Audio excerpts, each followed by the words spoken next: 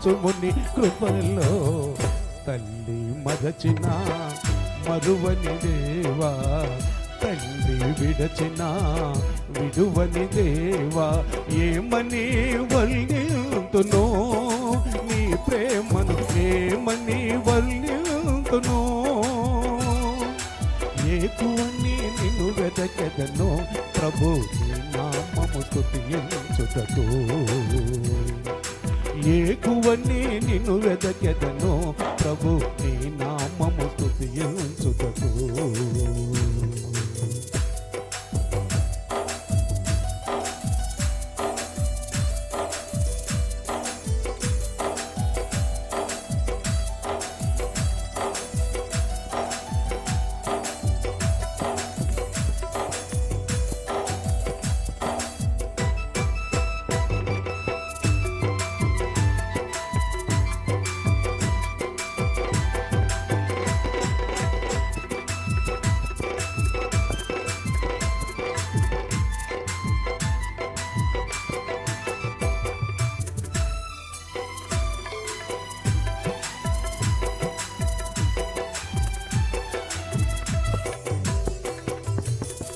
గొర్రెలు కాచే దావీదును చేసితివయ్యా మహారాజును.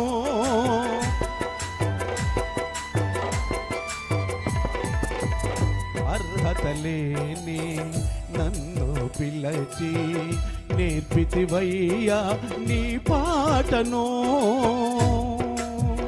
గొర్రెలు కాచే దావీదును చేసితివయ్యా మహారాజును. అర్హత లేని నన్ను పిలచి నేర్పితివయ్యా నీ పాటను. పాడెదనయ్యా దశ దిశలందు నా ప్రాణం ఆగి పోయే వరకు. పాడెదనయ్యా దశ దిశలందు నా ప్రాణం ఆగి పోయే వరకు. కావైనా బ్రతుకైనా ఆనందమే.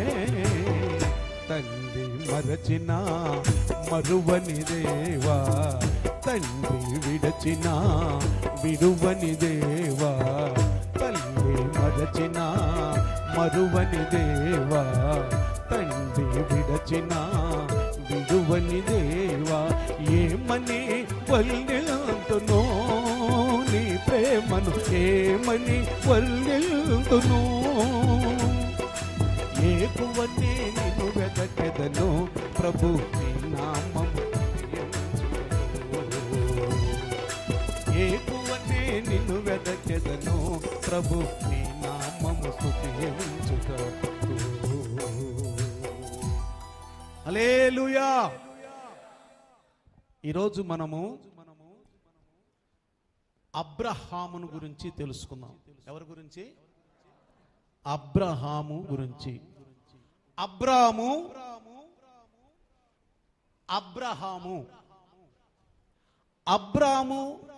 అబ్రహాముకు తేడా ఏంటి చెప్పండి?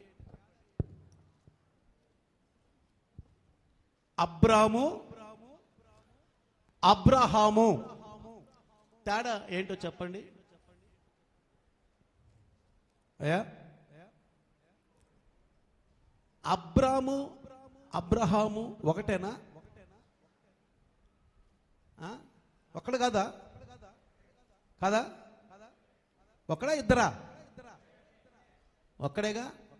మరి ఒకే వ్యక్తికి అబ్రాహం ఏంటి, అబ్రహాము ఏంటి? అబ్రాము జనములకు తండ్రి, అబ్రహాము అనేక జనములకు తండ్రి. అంటే జనములకు తండ్రి అంటే ఓన్లీ ఇజ్రాయేలులకే. జనములకు తండ్రి అంటే ఓన్లీ ఇజ్రాయేలుల యొక్క 12 గోత్రాలు. అబ్రహాము యొక్క సంతానం, ఇస్సాకు వలన కలిగిన సంతానమే నీ యొక్క సంతానము. కానీ అనేక జనములకు తండ్రి అంటే ప్రపంచములో ఉన్నటువంటి ఈ ప్రపంచ జనాంగమంతటికి, అంటే ఇందులో రక్షించబడిన వాళ్ళకి ఆయన అబ్రహాము మనకు కూడా తండ్రి. స్తోత్రం. చప్పటి కూడా దేవునికి మహిమ కలుగును గాక. ఈరోజు నేను మీకు అబ్రహాము కట్టిన 4 బలిపీఠాల గురించి చెప్తాను మీకు. నేను అబ్రహాము కట్టిన 4 బలిపీఠాలు. దేవుడు బలిపీఠాన్ని కట్టమని మోషేకి చెప్పాడు. ఎందుకు చెప్పాడంటే మోషేకి బలిపీఠం కట్టమని, నేను అక్కడికి వచ్చి నిన్ను ఆశీర్వదిస్తాను అంటే భూమి మీద నీ ఉన్నావని, నీవు నాకు పనికొచ్చే వ్యక్తివని, నా పని చేసే వ్యక్తివని నేను గుర్తించటానికి నేను చెప్పిన పని నువ్వు చెయ్యి. అప్పుడు నేను నీ దగ్గరకు వచ్చి నేను ఆశీర్వదిస్తాను. దేవునికి స్తోత్రం. హల్లెలూయా. అసలు బలిపీఠాలు ఎందుకు నిర్మించాలనేది మనం ఇప్పుడు తెలుసుకున్నాం. నిర్గమాకాండము 20వ అధ్యాయము 24వ వచనము, మంటి బలిపీఠమును మంటి బలిపీఠమును నా కొరకు చేసి దాని మీద నీ దహన బలులను సమాధాన బలులను నీ గొర్రెలను నీ ఎద్దులను అర్పింపవలెను. చూడండి, మోషేకు దేవుడు ఏమని సెలవిచ్చాడంటే, ఒక బలిపీఠము నువ్వు కట్టు. ఆ బలిపీఠం దగ్గరికి ఎవరిని తీసుకురావాలంట? గొర్రెలు ఎద్దులు తీసుకొచ్చి వధించు. ఎందుకు? దహన బలులు, సమాధాన బలులు. మొట్టమొదటిగా దహన బలి, సమాధాన బలి. బలులు ఎన్నుండి తెలుసా? 5 బలులు ఉన్నాయి. 5 బలులలో దహన బలి, సమాధాన బలి. దహన బలి అనేది తనకు తాను దహించుకుపోయేది. అదే యేసయ్య సిలువలో తనకు తాను అర్పించుకుని తనకు తాను బలి అయిపోయాడు. అది దహన బలి. సమాధాన బలి అనేది యేసయ్య సిలువలో రక్తము కార్చినప్పుడు, ప్రాణం అర్పించినప్పుడు దేవునికి పాపికి మధ్యలో సమాధానాన్ని చేకూర్చాడు. అందుకే ఈరోజు మనము కృతజ్ఞతగా ఏమిచ్చి నీ రుణము తీర్చనో ప్రభు నీ మేళ్ళకు. ఏమని పాడాలి? ఏమని పాడాలి చెప్పండి? ఏమిచ్చి నీ రుణము తీర్చనో ప్రభు నీ మేళ్ళకు. యేసయ్యా నా యేసయ్యా, యేసయ్యా నా యేసయ్యా. ఏమిచ్చి నీ రుణము తీర్చగలను ప్రభువా అని మనం ఎప్పుడు పాడుకుంటూ ఉండాలి. అలా పాడుకుంటూ ఉంటే దేవుడు మన మీద తన యొక్క ఆత్మను కుమ్మరిస్తూ ఉంటాడు. సాతాను మనల్ని ముట్టడు. కాబట్టి ఈరోజు మరి బలిపీఠమును ఇంగ్లీష్లో ఏమంటారు? ఆల్టర్. ఏమంటారు? ఆల్టర్ అంటారు. బలిపీఠము. బలిపీఠము దేవునికి ఇష్టమైనటువంటి అది స్థలము. అయితే ప్రియులారా, ఎలా నిర్మించాలో కూడా చెప్పాడు. బలిపీఠం ఇష్టం వచ్చినట్టు బలిపీఠాన్ని నిర్మించకూడదు. మన ఇష్టం వచ్చినట్టు బలిపీఠాలు నిర్మించకూడదు. ఎలా నిర్మించాలని చెప్పాడు చూడండి. నిర్గమాకాండము 20వ అధ్యాయము 25వ వచనములో, నీవు నాకు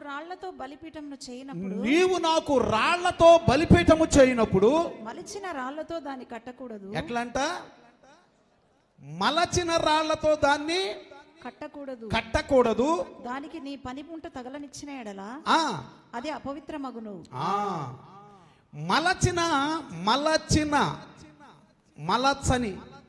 మలచని రాళ్లతో దీనిని నిర్మించమని దేవుడు చలిపించాడు. మలచని అంటే బలిపీఠాన్ని నువ్వు ఎలా నిర్మించాలి అని కూడా దేవుడు మోషేకి చెప్పాడు. అది మోషే బలిపీఠము నిర్మించమన్నాడులే అని మోషే ఎలా పడితే అలా గనక నిర్మిస్తే దేవునికి అది ఇష్టమైన స్థలము కాదు. అందుకని దేవుడు మోషేని పిలుచుకుని బలిపీఠం కట్టమన్నాడు, నిర్మించమన్నాడు. ఆ తర్వాత బలిపీఠాన్ని ఎలా నిర్మించాలో కూడా చెప్పాడు. అయితే ప్రియులారా, మనం జాగ్రత్తగా గమనిస్తే బలిపీఠం అనేది వధస్థలం. బలిపీఠం అనేది వధస్థలము, వధస్థానము. అక్కడ మేకలు, గొర్రెలు, ఎద్దులు వధించబడాలి. ఆ బలిపీఠం కట్టింది ఎందుకు బలిపీఠం కట్టింది? ఎందుకు కట్టమన్నాడు? ఎద్దులు, మేకలు, గొర్రెలు వధించు. అది వధస్థలము, అది వధస్థానము. నాకు ఇష్టమైనట్లుగా, నాకు ప్రియమైనట్లుగా నీవు నిర్మించాలి. ఈరోజు మనమందరము కూడా దేవునికి ఇష్టమైన వాళ్ళుగా నిర్మించబడాలి. ఆయనకి ఇష్టమైన వారుగా మనం ఉండాలి. మనకి కష్టమైన, మనకి నష్టమైన, మనకి బాధ అయినా, మనకి ఎన్ని శోధనలు వచ్చినా దేవునికి ఇష్టమైన వారుగా నేను నివసిస్తానన్న వాళ్ళు చేయలేదండి. దేవుడికి ఇష్టమైన వారిగా నేను ఉంటాను. దేవునికి స్తోత్రం. హల్లెలూయా, హల్లెలూయా. అయితే ప్రియులారా, పాత నిబంధన, క్రొత్త నిబంధన. క్రొత్త నిబంధనలో బలిపీఠం అనగా, పాత నిబంధనలో బలిపీఠము, కొత్త నిబంధనలో ఆ స్థానములో వచ్చిన బలిపీఠం ఎందుకు తెలుసా? సమర్పణ స్థలము. సమర్పణ స్థలం అంటే ఏంటో తెలుసా? ఏంటి చెప్పండి? సమర్పణ స్థలము అంటే సంఘము. చాలా మంది సాక్ష్యాలు చెప్తారు. ఇందాకదాకా సాక్ష్యాలు చెప్పారు.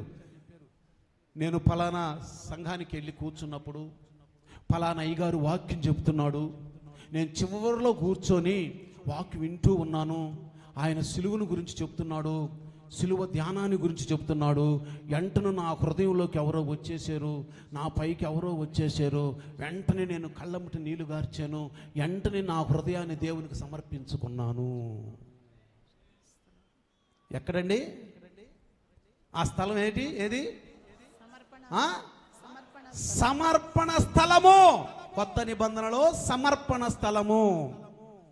అందుకే మేము రాడికల్స్లో పనిచేసినప్పుడు మేము అక్కడ కొన్ని విధానాలు నేర్చుకునేవాళ్ళం.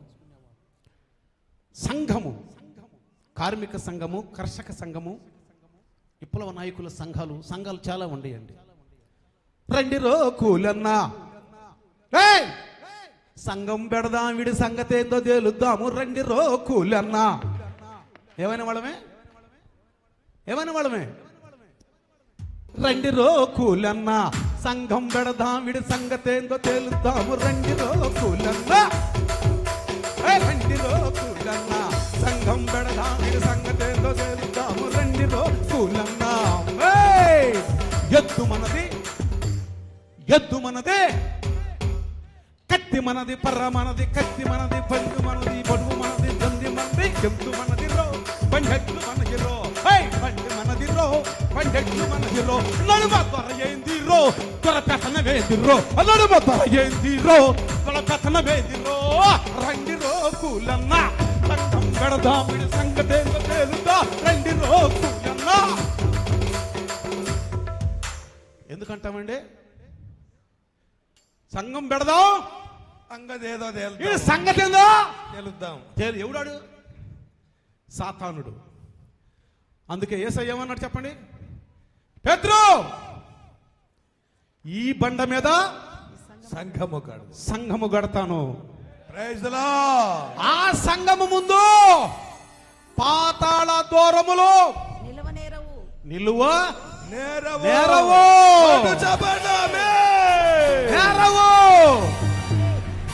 ఆ పాతాళానికి నాయకుడు ఎవరండి? సాతానుడు.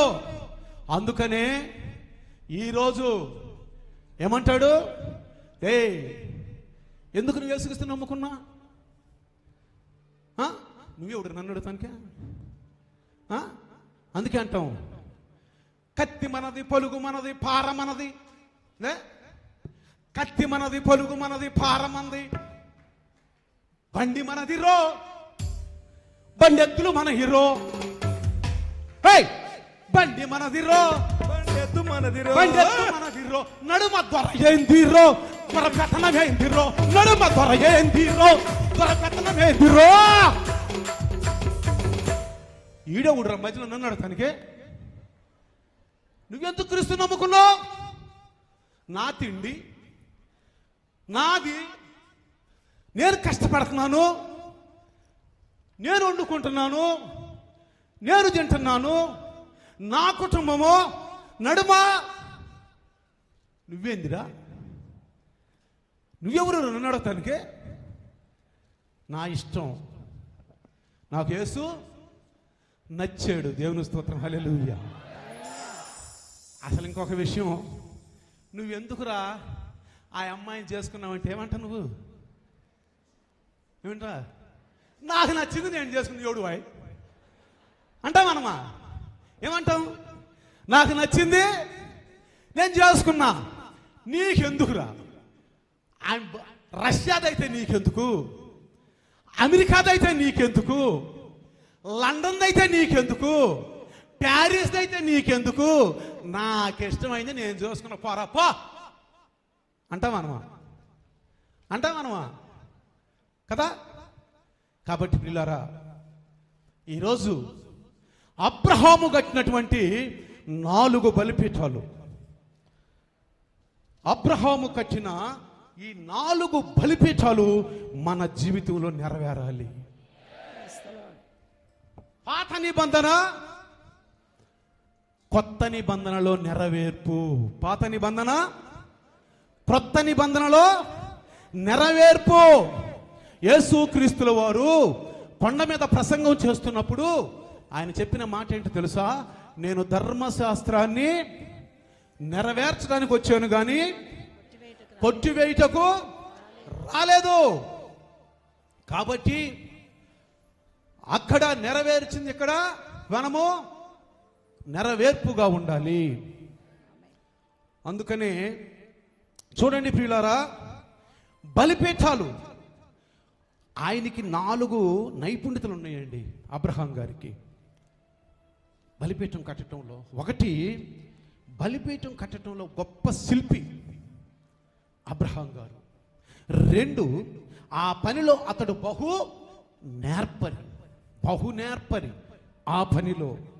3 వాగ్దాన భూమిలో అడుగు పెడుతూనే ఎవ్వరూ చెప్పకుండా కృతజ్ఞతతో బలిపీఠము కట్టుటకు పూనుకున్నవాడు అబ్రహాము. వాగ్దాన భూమి అంటే ఏంటండి తెలుసా? ఏంటి? ఇప్పుడున్నటువంటి ఇజ్రాయేలు, యెరూషలేము, అదే పరమ కానాను, అదే కానాను. తరువాత మరొక ప్రత్యేకత అంటే తెలుసా? 4వది, బలిపీఠాన్ని రాతితో నిర్మించి తాను గుడారములో నివసించాడు. అబ్రహాంలో ఉన్నట్టు గొప్ప ప్రత్యేకత చెప్పండి. అబ్రహాము బలిపీఠం ఏం చేశాడు? రాళ్లతో నిర్మించి ఆయన ఏం చేశాడు? గుడ్ల గుడారాల్లో ఉన్నాడు. అందుకే మాకు ఇల్లున్నా లేకపోయినా ముందు మేము చర్చీలు కట్టాము. ఇల్లు కట్టుకోలా. అద్దెళ్ళల్లో ఉండైనా సరే మేము ముందు దేవుని యొక్క ఆలయమును నిర్మించాం.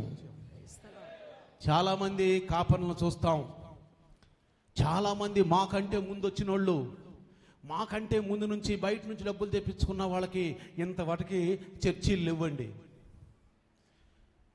స్విమ్మింగ్ పూల్లు ఉండే ఇళ్లలో ఏసీ రూములు ఉన్నాయి, కానీ మందిరాలు లేవు.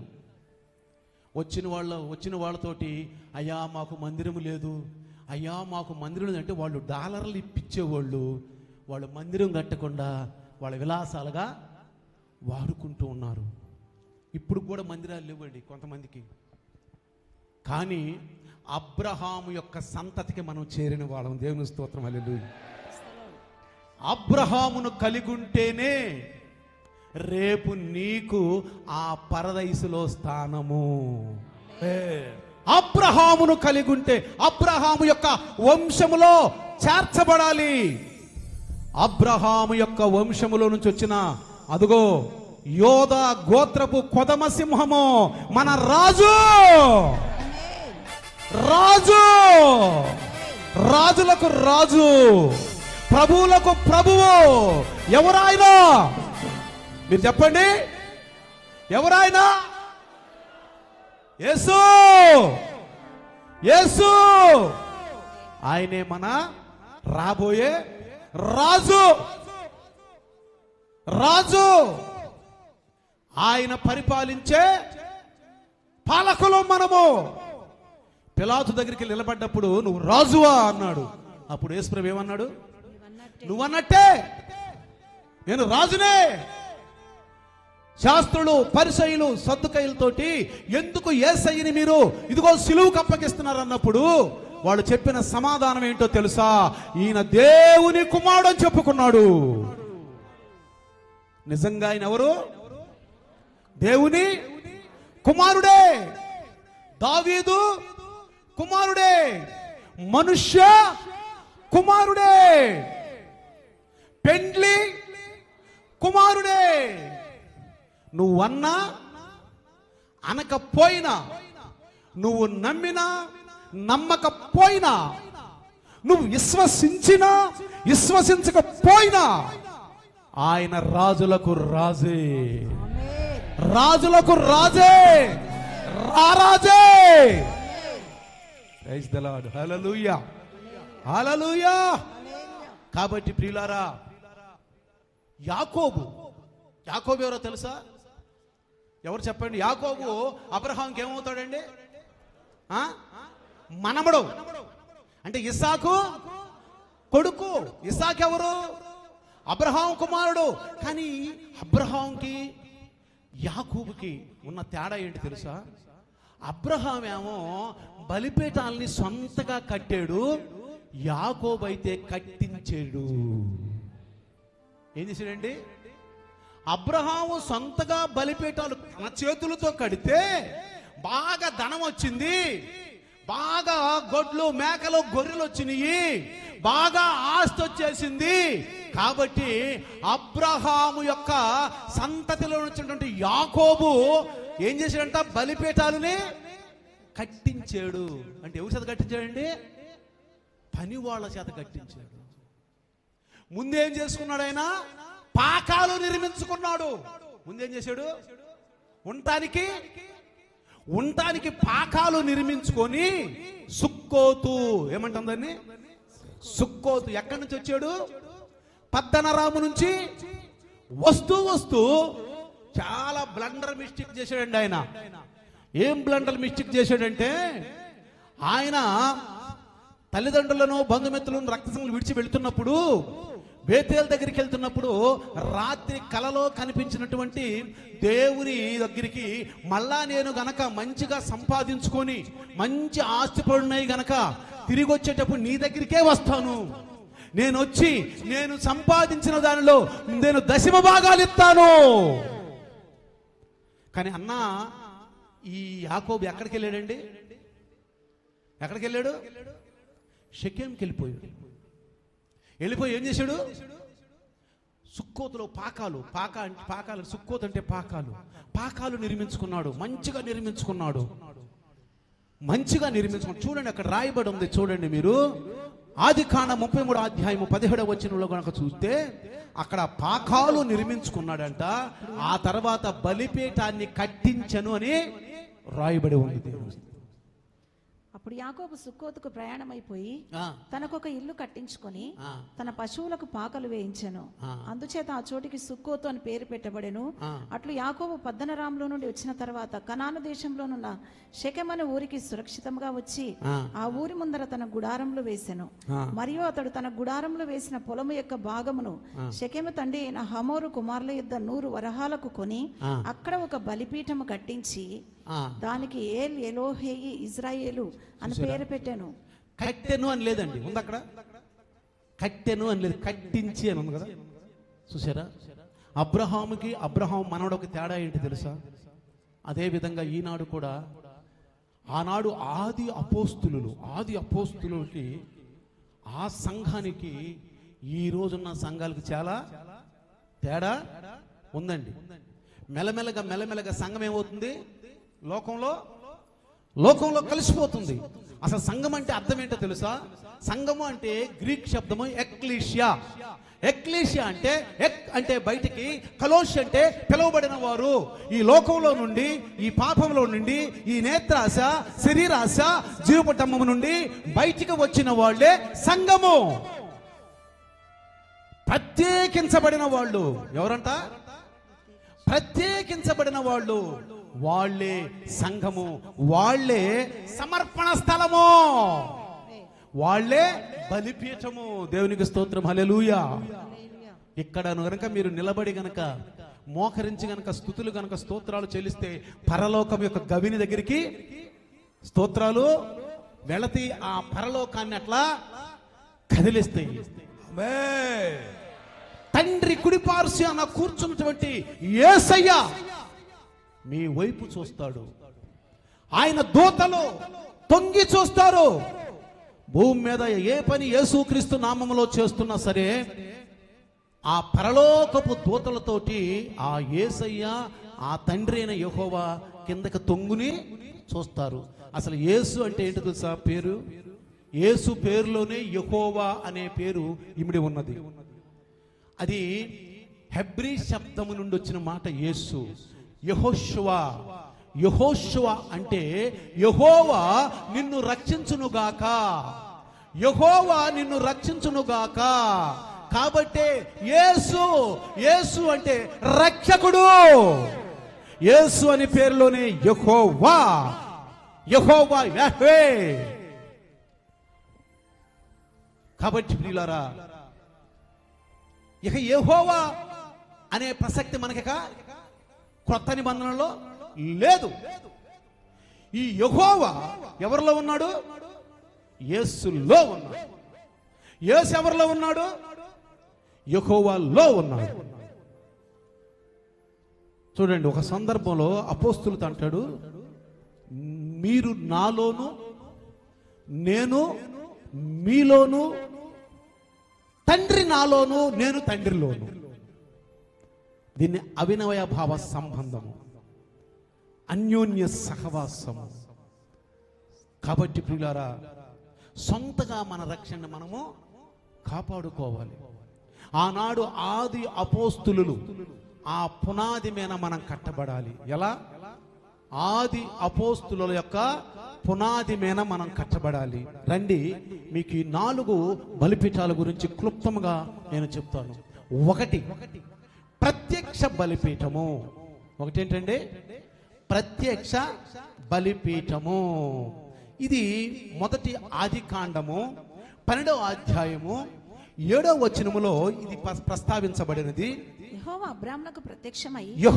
అబ్రాహామునకు ప్రత్యక్షమై నీ సంతానమునకు ఈ దేశం ఇచ్చేదనని చెప్పగా అతడు తనకు ప్రత్యక్షమైన యెహోవాకు ఒక బలిపీఠం, అబ్రహాముకి ప్రత్యక్షమైనటువంటి యెహోవాకు ఒక బలిపీఠము కట్టెను. దేవునికి స్తోత్రం, హల్లెలూయా. కృతజ్ఞత. చూడండి పిల్ల, ఆ యొక్క షెకెమ్ అనే ప్రాంతంలో అబ్రహాము బలిపీఠము కట్టినట్టుంది. ఇది ప్రత్యక్ష బలిపీఠం అని పేరు పెట్టవచ్చు దీనికి. ఎందుకంటే అక్కడ ఆయన ప్రత్యక్షమైనాడు. ప్రైజ్ ది లార్డ్, హల్లెలూయా. కానీ ప్రియులారా, దేవుడు ఈ యొక్క ప్రకృతి, ఈ సృష్టి సృష్టించినప్పటి నుండి, సృష్టిలో మానవుడు పుట్టినప్పుడు నుండి, అప్పటి నుండి ఆయన తనకు తాను ప్రత్యక్ష పరుచుకుంటూనే ఉన్నాడు. కానీ ఇక్కడ మనం కొంచెం ఆలోచిస్తే ఏలీ యొక్క కాలంలో, ఏలీ యాజకుడు, ఏలీ యొక్క కాలంలో యెహోవా ప్రత్యక్షమగుట అరుదు అని రాయబడింది. అక్కడ ఏమని రాయబడింది? యెహోవా కాలములో, ఏలియా కాలములో యెహోవా ప్రత్యక్ష పరచుట అరుదు. వాస్తవానికి ప్రత్యక్షము కాని రోజులంటూ లేవు. కానీ చూచే కన్నులు, గ్రహించే హృదయము ఆ రోజుల్లో లేకపోయింది. ఆయన ప్రత్యక్ష పరుచుకున్నా ఆయన చూచే కన్నులు లేవు, పాపపు కన్నులు. ఆయన గ్రహించే హృదయం లేదు. హృదయం నిండా ఏమి నిండి ఉందంట? పాపము నిండి ఉంది ఆ కాలంలో. అయితే ప్రియులారా, ఆ కాలంలోనే ఏలీ దగ్గర ఒక చిన్న బాలుడు ఉన్నాడు. ఎవరో తెలుసా ఆయన? ఎవరండి? సమూయేలు. దేవుని స్తోత్రం, హల్లెలూయా. సమూయేలు, మోషే, అహరోను, అబ్రహాము, నోవాహు, ఆదాము, యేసేబు, ఇలా చెప్పుకుంటూ పోతే వీళ్ళందరూ ఎవరు మనకి? వీళ్ళందరూ మనకి ఏమవుతారు చెప్పండి? ఏమవుతారండి? మన పితరులు. వీరిని మనం అనుసరిస్తూ ఉండాలి. ఏం చేయాలండి? ఎందుకని? వారు దేవుణ్ణి అనుసరించారు. వాళ్ళు నిజమైనటువంటి సృష్టికర్త అయినటువంటి యెహోవాను అనుసరించారు. కాబట్టి మనం వారిని అనుసరించటంలో తప్పు లేదు. కాబట్టి మన పితరులు చూడండి ప్రియులారా, ఆ దినములలో యెహోవా ప్రత్యక్షమయ్యి ఏమంటున్నాడు? సమూయేలు ఇష్టుడైన వాడు, సమూయేలు ఆలకించేవాడు. ఏలీ దగ్గరికి వెళ్ళి, ఎవరో నన్ను పిలిచావా అని అడుగుతున్నాడు. అయ్యా నేను పిలవలేదన్నాడు. అయితే ఎవరు పిలుస్తున్నారు? సమూయేలు అన్నాడు, ఈసారి పిలిస్తే నువ్వేమనాలన్నాడు? ప్రభువా, నీ దాసుడను ఆలకించుచున్నాను, సెలవిమ్ము.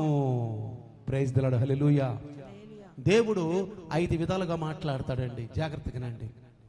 1 కల ద్వారా, 2 దర్శనాల ద్వారా, 3 వాక్యం ద్వారా, 4 దైవ దాసుని ద్వారా, 5 పరిశుద్ధాత్మ మెల్లని స్వరంతో మాట్లాడతాడు.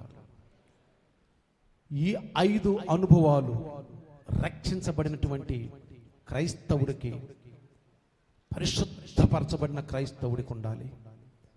ఉన్నాయా మీకు ఈ అనుభవాలు? ఈ అనుభవాలు లేకపోతే, ప్రభువా నాకు ఆ అనుభవాల్లో నన్ను నడిపించయ్యా అని ప్రార్థన చేయండి. మన హృదయాలు పూర్తిగా దేవునికి విధేయత చూపించండి. మీరు ఎప్పుడైతే దేవుని వాక్యానికి విధేయత చూపిస్తారో, పరిశుద్ధాత్ముడు మీ మీదకు వస్తాడు, మీతో ఉంటాడు, మీలో ఉంటాడు. ఇప్పుడు పరిశుద్ధాత్ముడు ఎక్కడున్నాడండి? ఎక్కడున్నాడు? మనలో ఉన్న పరిశుద్ధాత్ముడు మనం ఎక్కడికన్నా వెళ్తే ప్రార్థన చేసుకుంటే మనతో వస్తాడు. అక్కడికి వెళ్ళినాక మనకి కావాలి అవసరత, మన పైన ఉంటాడు. ఏం చెప్పాలో, ఎలా మాట్లాడాలో దేవుడే మనకి ఆ మాటలో అందిస్తాడని యేసుప్రభు చెప్పాడు, అపోస్తలుడు చెప్పినప్పుడు. కాబట్టి మరి కొత్త నిబంధన విషయంలో చూస్తే, ఇప్పుడు బలిపీఠం అది పాత నిబంధనలో బలిపీఠము. ఇప్పుడు మనం కొత్త నిబంధనలోకి వచ్చాము. ఈ కొత్త నిబంధనలో బలిపీఠం అంటే ఏందో తెలుసా?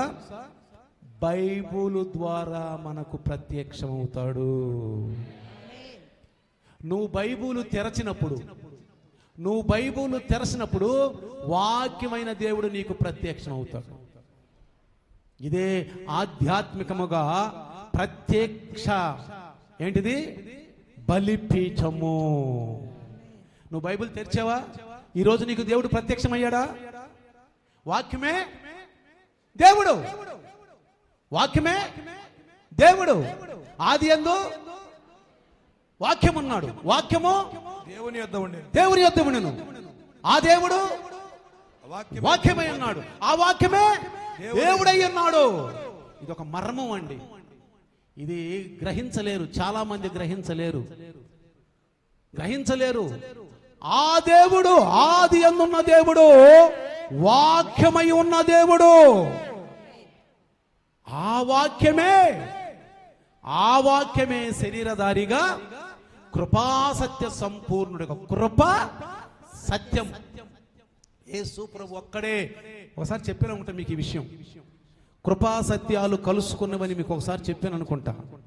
ఆ కృప సత్యం ఎవ్వరూ కలపలేదండి ఈ భూమి మీద, ఒక్క యేసయ్యే కలిపాడు. అందుకే కృపా సత్యాలు కలిస్తే ఏమన్నాడు? పాపానికి, ఆ దోషానికి ప్రాయచిత్తము కలుగుతుందంట. ఆ ప్రాయచిత్తం చేసిన వాడు, ఆ కృపా సత్య సంపూర్ణుడు, కృపా సత్యాలు కలిపిన వాడు ఒక్క యేసయ్యే. అందుకే మేము యేసుని నమ్ముకున్నాము. ఎవరన్నా మిమ్మల్ని అడిగితే యేసయ్యని ఎందుకు నమ్ముకున్నాడంటే, అయ్యా యేసయ్య కృపా సత్యాలు కలిపాడు కాబట్టి, కృపాల సత్యాలు కలపటం వల్ల మా పాపం, మా దోషం అంతా పోయింది, అందుకు మేము యేసయ్యని నమ్ముకున్నాం. ఇంకెవరన్నా కృపా సత్యాలు కలిపిన వాళ్ళు ఉంటే మాకు చూపించండి, మేము నమ్ముకుంటాం. కృపా సత్యాలు ఎవరన్నా కలిపితే చెప్పండి, మేము నమ్ముకుంటాం. ఎవరన్నా ఈ పాపానికి ప్రాయచిత్తం కలిగిస్తే చెప్పండి, మేము నమ్ముకుంటాం. దేవుడి లోకానికి వచ్చింది యేసయ్య ద్వారా.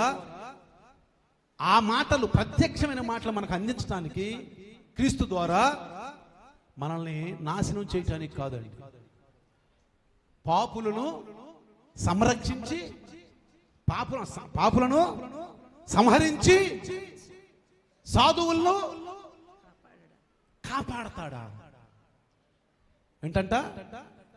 పాపులనేమో సంరక్షిస్తాడు, సంహరిస్తాడు,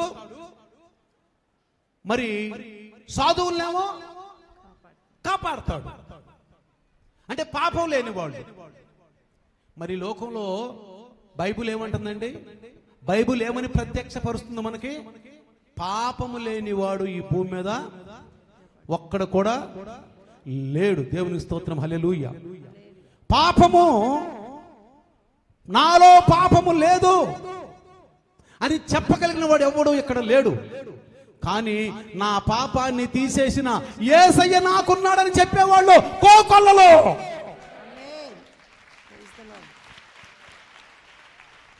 పాపుల రక్షకుడా, పావన చరితుండా, నీనే వేడెదను, నా పాదన లాలించుమా ప్రభువా. పాపుల రక్షకుడా, పావన చరితుండా, నిన్నే వేడెదను, నా ప్రార్థన నాలింపుమా ప్రభువా. పాపుల రక్షకుడా, పావన చరితుండా. ఈ లోకంలో కోకొలలుగా ఉన్నవాళ్ళు యేసయ్య ద్వారా, యేసు యొక్క శిలువ రక్తము ద్వారా, ఆయన ప్రాయచిత్తము చేయటం ద్వారా మేము రక్షించబడ్డాము అన్నవాళ్ళు అనేకులు ఉన్నారు. కానీ నాలో పాపము లేదు, నేను పాపిని కాదు అని ఎవరు కూడా చెప్పలేరు. ఏ భేదము లేదు, అందరూ పాపము చేసి దేవుడు అనుగ్రహించు మహిమను పొందలేకపోతున్నాం మనం. కాబట్టి నేను పాపిని కాదు అంటేనంట, ఆయన మీద మనము తిరుగుబాటు చేసిన వాళ్ళం అవుతాం. అవును, ఇందాక సాక్ష్యాలు విన్నాను నేను. ప్రతి ఒక్కరు కూడా వారి జీవితాల్లో దేవుడు చేసినటువంటి గొప్ప మేలు చెప్తూ వచ్చారు. కాబట్టి ప్రియులారా, ఇప్పుడు బైబిల్ బలిపీఠం ఏంటి చెప్పండి? ఇప్పుడు ఏంటి? బైబిల్ తెరిచిన వెంటనే దేవుని వాక్యం నీకు ప్రత్యక్షం అవుద్ది. ఆది యందు దేవుడు వాక్యమై ఉన్నాడు. ఆ దేవుడు వాక్యమై ఉన్నాడు. ఆ దేవుడు మోషతో మాట్లాడాడు బలిపీఠం కట్టని. ఆ దేవునికి, ప్రత్యక్షమైన దేవునికి అబ్రహాం బలిపీఠం కట్టాడు. ఈరోజు మనకేముంది? జీవగ్రంథం ఉంది. ఈ జీవగ్రంథమే మనకు మొకటము. ఈ జీవగ్రంథమే ఆ ప్రత్యక్ష బలిపీఠము. నువ్వు బైబిల్ తెరిచావా ఈరోజు ఉదయాన్నే? దేవునితో మాట్లాడా? దేవుని మాట విన్నావా? బైబిల్ తెరిస్తే దేవుడు నీతో మాట్లాడతాడు. అది చెయ్యొద్దు, ఇది చెయ్యొద్దు కదా అంటాడా? నువ్వు బైబిల్ తెరిస్తే, నువ్వు బైబిల్ చదువుతుంటే నువ్వు అబద్ధం ఆడద్దు, నువ్వు దొంగతనం చేయొద్దు, నువ్వు వ్యభిచారం చేయొద్దు, నువ్వు బూతులు మాట్లాడొద్దు, నువ్వు తాగొద్దు, అల్లరితో చిల్లరతో కొన్ని ఆటపాటలు చేయొద్దు. నీతో మాట్లాడతాడు. ప్రత్యక్షమైనటువంటి ఆ దేవుడు ఈ యొక్క క్రొత్త నిబంధనలో ఎవరంట? బైబులు. వధించబడిన గొర్రె ఎవరండి? ఇక్కడ వధించబడిన గొర్రె ఎవరు? మనమే ఆ గొర్రె. ఏమైపోయాము? యేసుక్రీస్తు వాక్యం ద్వారా కాల్చబడ్డాం. యేసుక్రీస్తు వాక్యము ద్వారా మార్చబడ్డాం. నేను అయ్యా నీ బైబిల్ చదువుతున్నాను. నా సాక్ష్యం చెప్పాలంటే ఈ రాత్రి రేపు పగల కూడా జరుగుతుంది. ఎప్పుడైతే బైబిల్ తెరిచానో అంతవరకు నాకు దేవుడు ప్రత్యక్షం కాలేదు. నాకు దేవుడు ఎవరో తెలీదు. నేను అనుకునేవాడిని ఏదో ఒక సుప్రీం పవర్ ఉంది, ఆ పవర్ ఉంది అనుకునేవాడిని. కానీ ఎప్పుడైతే బైబిల్ తెరిచానో, ఎప్పుడైతే నాకు దేవుడు బైబిల్ వాక్యం ద్వారా ప్రత్యక్షమయ్యాడో అప్పుడే తెలుసుకున్నాను యేసే నిజ రక్షకుడు. కాబట్టి ప్రియులారా, రెండవ బలిపీఠము ప్రార్థనా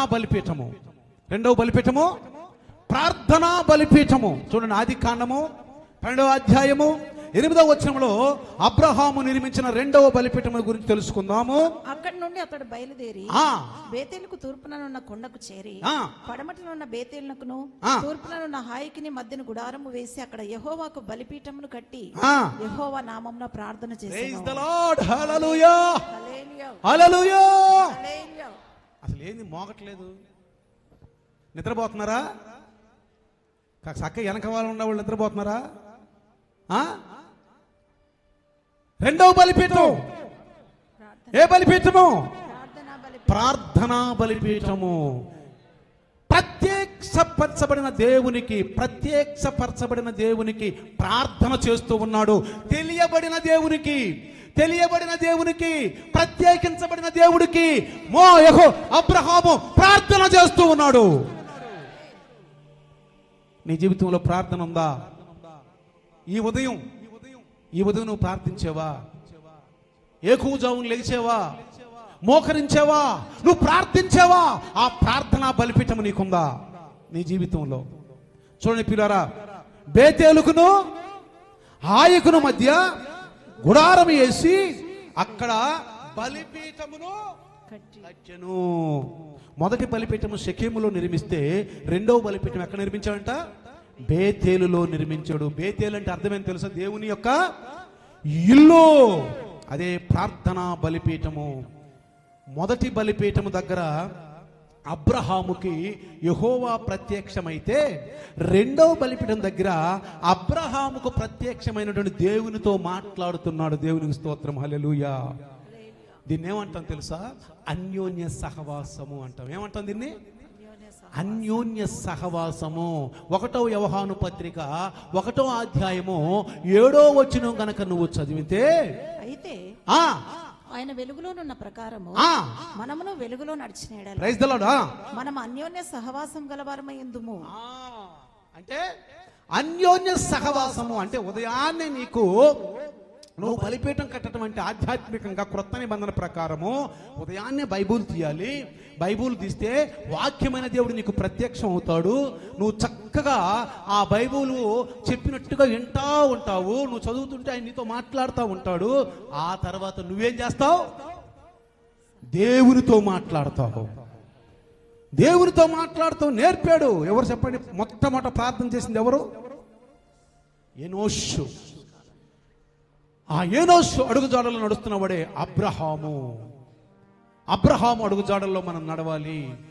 ఈరోజు నీకు దేవునితో అన్యోన్య సహవాసం ఉందా? నువ్వు బైబుల్ చదివేవా? ఆయన మాటలు విన్నావా? నువ్వు ఆయనతో మాట్లాడేవా? నువ్వు ఆయనతో సంభాషించేవా? ఆ సహవాసం నీకుందా? చూడండి ప్రియులారా, మనం ప్రార్థించాలి. ప్రార్థన లేమి పాపము అని ఎవరు చెప్పారు తెలుసా? సమూయేలు. ఏమన్నాడు? ప్రార్థన లేమి ఏమన్నాడు? ప్రార్థన లేమి పాపము. ప్రార్థన అనేది మన విశ్వాస జీవితానికి ప్రాకారము. ఏంటంట? ప్రార్థన అనేది ఏంటమ్మా? మన విశ్వాస జీవితానికి ప్రాకారము.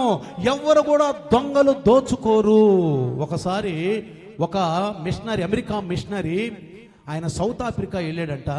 డాక్టర్. ఆయన అక్కడ డాక్టర్ పని చేసుకుంటూ సువార్త అందిస్తూ ఉన్నాడు. అయితే వారానికి ఒకసారి 2 సార్లు బ్యాంకుకి వెళ్ళి చెక్కు మార్చుకుని వస్తూ ఉంటాడంట.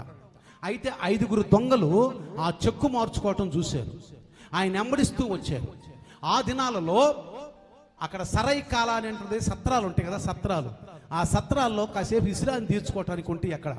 అయితే అక్కడ కాసేపు విశ్రాంతి తీర్చుకుని ఉన్నాడంట. అయితే ఏం జరిగిందో తెలియదు కానీ ఒక రోజు ఒక వ్యక్తికి హాస్పిటల్కి వచ్చాడంట. హాస్పిటల్కి వచ్చి ఆయన గాయాలు తగిలి అంట ఆయనకి.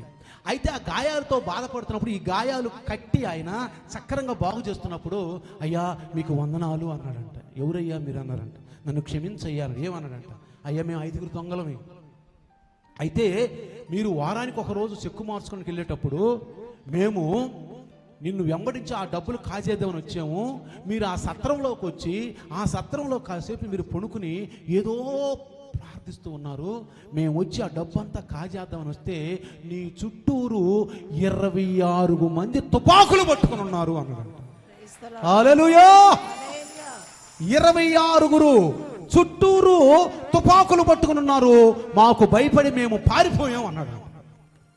ఎప్పుడు నేను ప్రార్థించాను, ఎప్పుడు నేను సత్రంలో ఉన్నాను, ఎప్పుడు అంటే అవునయ్య గారు మీరు మే నెల మీరు 14వ తారీఖున అక్కడ ప్రార్థించారు. ఆ తర్వాత ఈయన అమెరికా వెళ్ళిన తర్వాత సెలవులకు అమెరికా వెళ్ళి అక్కడ సంఘంలో ఈ సాక్ష్యం చెప్పినప్పుడు అంట వెంటనే ఒక పెద్ద వెళ్ళేసి అన్నాడంట, అవును ఏప్రిల్ 14వ తారీఖున మనము మన పాస్టర్ గారి గురించి, ఈ మిషనరీ గారి గురించి ఎంతమంది ప్రార్థన చేసామని చెప్తే లెగిస్తే ఖచ్చితంగా 26 మంది ఉన్నారు.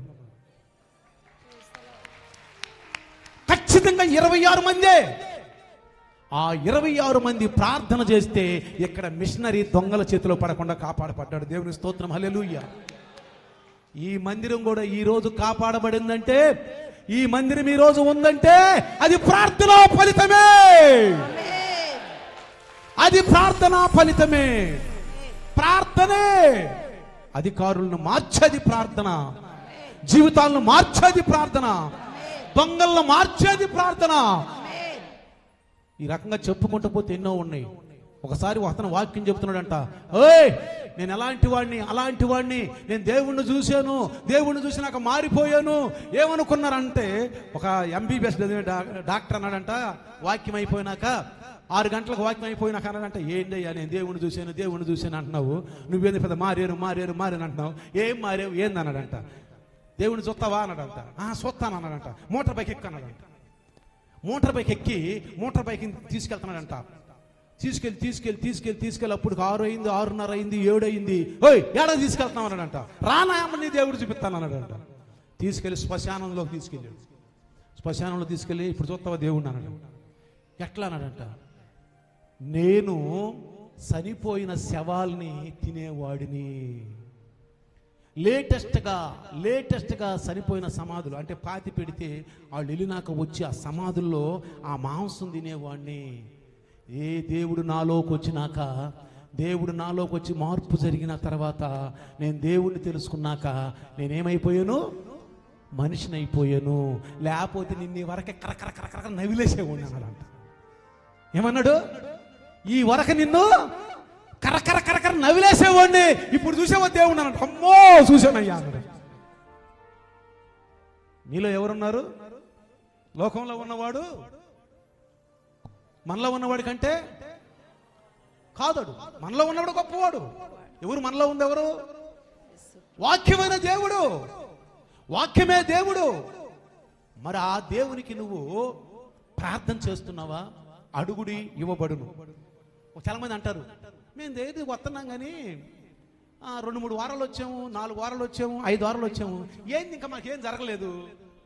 ఏం జరుగుతుంది నీకు? ఏం జరుగు చెప్పు.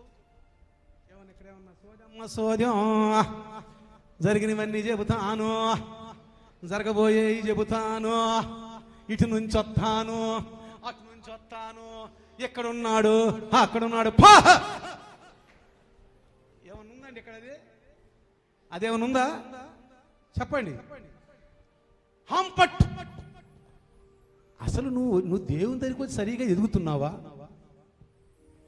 దేవుని యొక్క సహవాసం నీకుందా? నువ్వు ప్రత్యక్షపరచబడినటువంటి బైబిల్ని చదువుతున్నావా? వాక్యం సరిగా వింటున్నావా? జీవితాన్ని మార్చుకున్నావా? అదే నీలో జరిగిన గొప్ప మార్పు. ఆ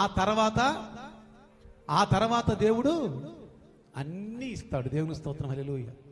కానీ ముందే నాకు అన్నీ కావాలంటే, ఒక వ్యక్తి వచ్చి అంటాడంట, 10 సార్లు వచ్చి, అయ్యా ప్రభువా యేసునామంలో నేను తప్పు చేశాను, నన్ను క్షమించు. ఏమంటాడు? నేను తప్పు చేశాను, నన్ను క్షమించు.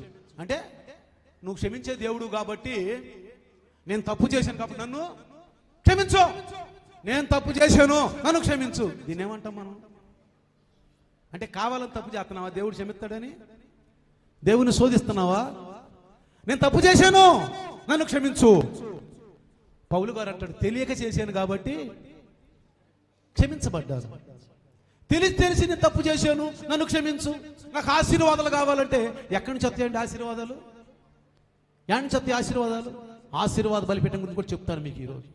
చూడండి, ప్రార్థనా బలిపీఠంలో చాలా మంది అంటారు, అబ్బా చాలా మంచిగా నాయన, మంచి సుదీర్ఘంగా, గణిత శాస్త్రంలో లాగా గక్క సుదీర్ఘంగా నేను ప్రార్థన చేస్తున్నాను. కొంతమంది అంటారు సంగీత పరంగా, సావ్యంగా, అబ్బా ఎంత చక్కగా ప్రార్థన చేస్తున్నాను. కొంతమంది అంటారు సౌందర్యం, అంటే మంచి పలుకులు, చిలక పలుకుల్లాగా పలుకుతూ నేను చక్కగా మాట్లాడి ప్రార్థన చేస్తున్నాను. కొంతమంది జ్ఞానయుక్తముగా, తర్కశాస్త్రముగా నేను ప్రార్థన చేస్తున్నాను. ప్రార్థన అనేది పరిశుద్ధాత్మ దేవుడు నీలో మాట్లాడి జరిగించేదే ప్రార్థన. నువ్వు ఎంత చక్కగా, ఎంత శ్రావ్యంగా, ఎంత ఆనందంగా చేస్తున్నావన్నది ప్రార్థన కాదు. ప్రార్థన అనేది ఎలా ఉంటుందంట? ఒక అమ్మాయి అంట వాళ్ళ నాన్నగారితోటి హోటల్కి వెళ్ళిందంట. హోటల్కి వెళ్ళంట, అమ్మ ప్రార్థన చెయ్యి అన్నారంట. ఆ అమ్మాయి అందంట, అయ్యా యేసుక్రీస్తు నామములో నాకు ఈ బువ్వు ఇచ్చేవు. ఆమె ఏమంది?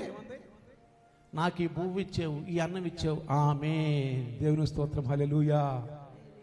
ఎంత శ్రవ్యంగా చేసింది ఆయన ప్రార్థన, ఎంత అందంగా చేసింది, ఎంత గణిత శాస్త్రంగా చేసింది, ఎంత సౌందర్యంగా చేసింది. చెప్పండి, ఎలా చేసింది ప్రార్థన? ఏమంది ప్రార్థన? నాకు నువ్వు ఈరోజు యేసునామంలో భువించేవయ్యా, వందనాలు, స్తోత్రాలు. కాబట్టి ప్రియులారా, ప్రార్థన బలిపీఠాలు మన జీవితంలో కావాలి. చూడండి, 13వ అధ్యాయము ఆదికాండము 16వ వచనం గనక మనం చదివితే, ఎందుకు కట్టాడంటే అక్కడ ఆ బలిపీఠము, ఆ ఎబ్రోనులో కట్టిన ఆ ప్రార్థనా బలిపీఠము ఎందుకు కట్టాడంటే, చూడండి ఇక్కడ నేను చెప్తాను. నెహమ్యా గురించి పరిచయం చేస్తాను. నెహమ్యా 6వ అధ్యాయము 15వ వచనంలోనంట, ఆయన 52 దినాలలో ఆయన గోడలు నిర్మించేసి ఆలయాన్ని నిర్మించినట్టుగా ఉంది. కానీ ఆయన చేసిన పని ఏంటి చెప్పమంటావా? 1 పని, 2 ప్రార్థన. ఏం చేశాడండి? 1 పని, 2 ప్రార్థన.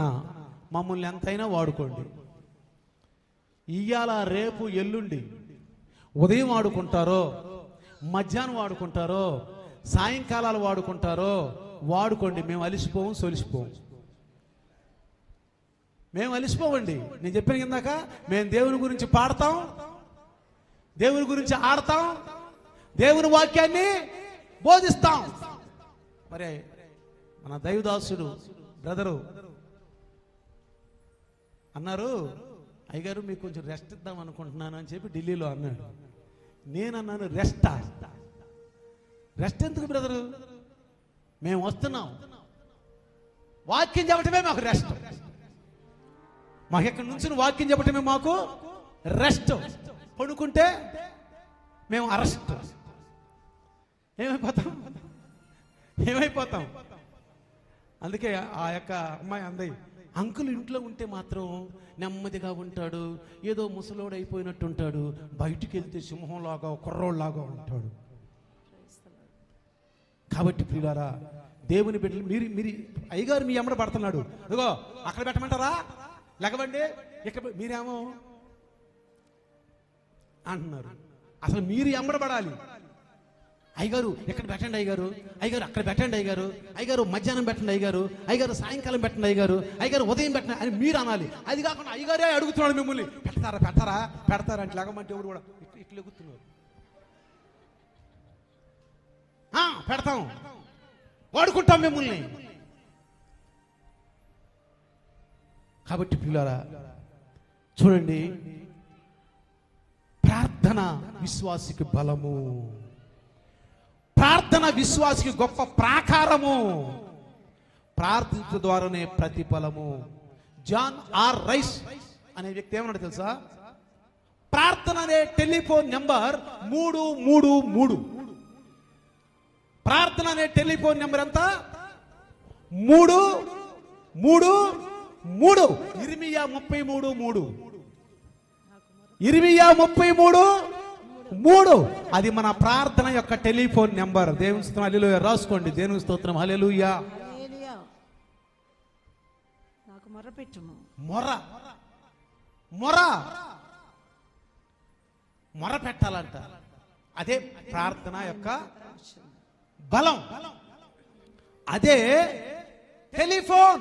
హలో, ఈ మొబైల్ అయితే టర్ టర్ టర్ టర్ టర్ నెట్వర్క్ అందులో అంటది. కానీ ఈ మొబైల్ నెంబర్కి నెట్వర్క్ ఉండదు. ఈ నెట్వర్క్ సీదా మాట్లాడుతుంటేనే సీదా వెళ్ళిపోద్ది పైకి. అదే టెలిఫోన్ నెంబర్. ట్రింగ్ ట్రింగ్ ట్రింగిల్ ట్రింగిల్ ఉండవు.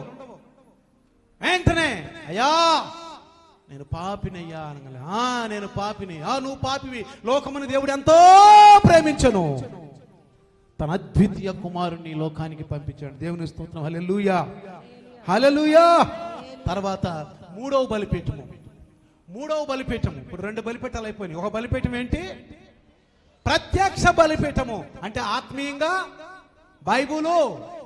బైబులు నీకు ప్రత్యక్షము, అదే నీకు బలిపీఠము. రెండోది ప్రార్థనా బలిపీఠము.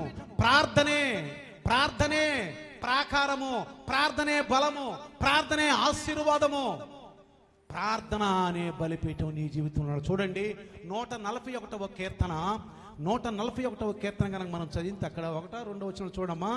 నా ప్రార్థన నా చేతులు ఎత్తటము సాయంకాలము నైవేద్యం వలెను. నా చదువమ్మా. నా ప్రార్థన ధూపం వలెను, నేను చేతులెత్తుట సాయంకాల నైవేద్యం వలెను. నీ దృష్టికి అంగీకారం లగు. హల్లెలూయా. ఎలా ఉందంటమా? నైవేద్యం అంటే ఏం తెలుసా? నైవేద్యం అంటే ఏంటి? నైవేద్యం అంటే దాన్ని ఆట అంటే ఏమంటుంది? ఆటని మీరేమంటారు? గోధుమ పిండి. ఇంకేం అర్పిస్తారు? నూనె. ఇంకేం అర్పిస్తారు? సాంబ్రాణి, బోళాలు అర్పిస్తారు కదా. కాబట్టి ఈ ప్రార్థన అనే ఆ యొక్క ఆశీర్వాదమును మీ శరీరము పూర్తిగా ఆయనకి నైవేద్యం అయిపోవాలి. నువ్వు ప్రార్థన చేస్తున్నప్పుడు, నువ్వు ఆత్మలోకి వచ్చినప్పుడు అన్ని భాషలు మాట్లాడతావు. నువ్వు ప్రార్థన చేస్తున్నప్పుడు నువ్వు పరలోక గవిని తాకుతావు. నువ్వు ప్రార్థన చేస్తున్నప్పుడు పరలోకం నుంచి ప్రభువు దిగొచ్చి నిన్ను తాకుతాడు. ప్రార్థనలో అన్ని అనుభవాలు పొందుకుంటావు. ప్రార్థనలో శక్తి వచ్చుద్ది. ప్రార్థనలో ఇంకేమొచ్చుద్ది? బలం వచ్చుద్ది. బలము. కదలకుందువు సియోను కొండవోలే, మెదలకుందువు బలమైన కొండవోలే, యేసయ్య నీ చెంత నుండగా భయమేమి నీకింక లేదుగా. యేసయ్య నీ చెంత నుండగా భయమేమి నీకింక లేదుగా. కదలకుందువు సియోను కొండవోలే, మెదలకుందువు బలమైన సింహం వోలే. కదలకుందువు సియోను కొండవోలే, మెదలకుందువు బలమైన సింహం వోలే, యేసయ్య నీ చెంత నుండగా దిగిలింక నాకేది లేదుగా. రా, ఎలా ఉండాలన్నా? ఎలా ఉండాలి? మే అనే మేకల్లాగా ఉండాలా? అనే సింహాల్లాగా ఉండాలా? చెప్పండి, ఎట్లా ఉండాలి? మేము మేకల్లాగే ఉంటామంటారా? మన ప్రభు ఎవరు? కొదమ సింహము, గర్జించే సింహము, గర్జిస్తాడు. మేము రాడికల్స్ లో ఉన్నప్పుడు రగల జెండాలు ఆయేటప్పుడు కష్టం కొడకో కష్టం కొడకో చేస్తాం కొడకని వెళ్తాం. దగ్గర ఎట్ట వెళ్తాము? సింహాల్లాగా వెళ్తాం. మా యొక్క ధ్యేయాలకి, మా యొక్క హక్కులకి, మా యొక్క అవసరాలకి ఎవరైతే అడ్డొస్తారో వాళ్ళని ఏమంటాం? మేము ఏమంటాం? కొరికేస్తాం కొరకో, నరికేస్తాం కొరకో అంటే వాళ్ళు ఏం చేస్తారు? అంత ఉగ్రంగా, అంత ఇదిగా ఉంటాం మేము. అందుకే అనుకున్నాడు దేవుడు, ఈ ఎన్నుకుంటే బాగుంటుందా అనుకుంటాడు. ఈ ఎన్నుకుంటే బాగుంటుందా నన్ను అనుకుని ప్రభు అక్కడి నుంచి మమ్మల్ని ఎక్కడ తీసుకొచ్చాడు. ఇంకెక్కడ మేట మెదలకుండా ఉంటాం. అంతే కదా. ఎవరో ఒక అమ్మాయి అన్నట, నేను పాడకుండా ఉండగలనా, నేను ఆడకుండా ఉండగలనా? ఉంటాం మేము? పాడకుండా ఉంటామా? ఆడకుండా ఉంటామా? చెప్పకుండా ఉంటామా? చెప్పండి, ఉండం కదా. కాబట్టి ప్రియులారా, మనకి మూడవ బలిపీఠం ఏం కావాలో తెలుసా? ఆశీర్వాద బలిపీఠం. దేవుని స్తోత్రం, హల్లెలూయా. 13వ అధ్యాయం ఆదికాండం 18వ వచనంలో అబ్రహాము నిర్మించినటువంటి మూడవ బలిపీఠం గురించి మనం చదివితే, హెబ్రోనులో మమ్రే దగ్గర సింధూర వృక్షములో అక్కడ యెహోవాకు బలిపీఠము కట్టెను. 13వ అధ్యాయం 18వ వచనంలో అబ్రహాము తన గుడారము తీసి హెబ్రోన్లోని మమ్రే దగ్గర ఉన్న సింధూర వృక్ష వనములో దిగి అక్కడ యెహోవాకు బలిపీఠమును కట్టెను. ప్రైజ్ ది లార్డ్, హల్లెలూయా. అబ్రహాము నిర్మించిన ఈ బలిపీఠం పేరు ఏం పేరంట? ఏం పేరు? ఆశీర్వాద బలిపీఠం. ఎందుకంటే 16వ అధ్యాయములో 13-16 వచనంలో ఆదికాండములో ఎందుకు ఈ ఆశీర్వాద బలిపీఠం కట్టాల్సి వచ్చిందంటే, 13-16 నీ సంతతిని, నీ సంతానమును భూమి మీద నుండి రేణువుల వలె విస్తరింపజేసేదను. ఎట్లనగా ఒకడు భూమి మీద నుండి రేణువులను లెక్కింపగలిగిన ఎడల నీ సంతానమును కూడా లెక్కింపవచ్చు. Praise the lord. నీవు లేచి దేశం యొక్క పొడుగున వెడల్పున దానిలో సంచరించుము, అది నీకు ఇచ్చేదనని అబ్రాహాముతో చెప్పాను. విన్నారా? వినపడుతుందా? తర్వాత 15వ అధ్యాయం 6వ వచనము ఆదికాండము. అతడు యెహోవాను నమ్మెను, ఆయన అది అతనికి నీతిగా ఎంచెను. మరియు ఆయన, నీవు ఈ దేశంను స్వతంత్రించుకున్నట్లు దాన్ని నీకు ఇచ్చుటకు కల్దీల ఊరను పట్టణంలో నుండి నేను యువతలకు తీసుకుని వచ్చిన యెహోవాను నేనే. అతడు ప్రభు అయిన యెహోవా, నేను దీన్ని స్వతంత్రించుకునేదనని నాకు ఎట్లు తెలియననగా. చూడసాలమ్మా 5వ వచనం. మరియు ఆయన వెలుపలికి అతన్ని తీసుకుని వచ్చి, నీవు ఆకాశం వైపు తేరి చూచి నక్షత్రములను లెక్కించుటకు నీ చేతనైతే లెక్కించుమని చెప్పి నీ సంతానం అలా ఆగునని చెప్పాడు. హల్లెలూయా. ఏమన్నాడు? సముద్రం దగ్గర తీసుకెళ్ళి ఏమన్నాడు?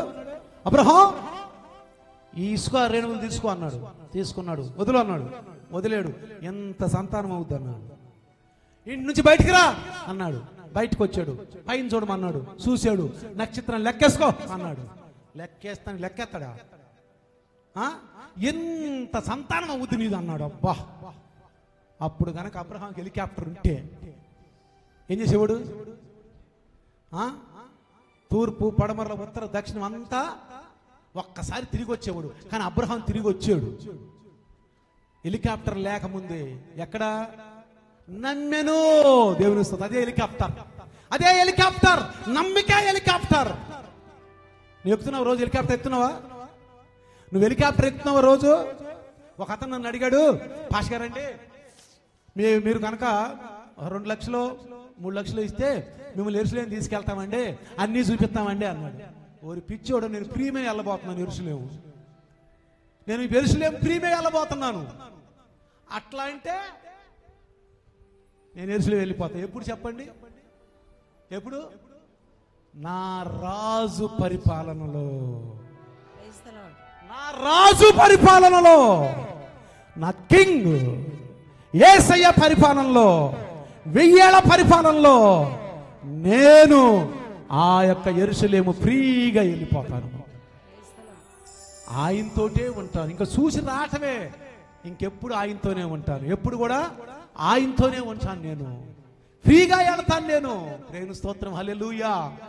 కాబట్టి ప్రియులారా జాగ్రత్తగా గమనించండి.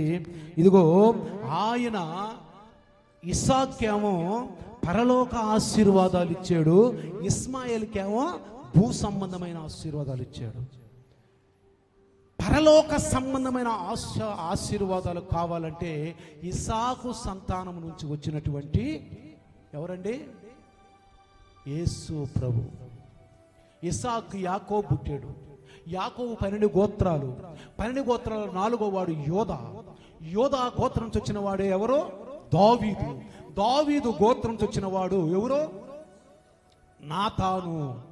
దావీదుకు 4 సంతానం బెత్షెబె ద్వారా: షిమ్యా, షోబాబు, సొలొమోను, నాతాను.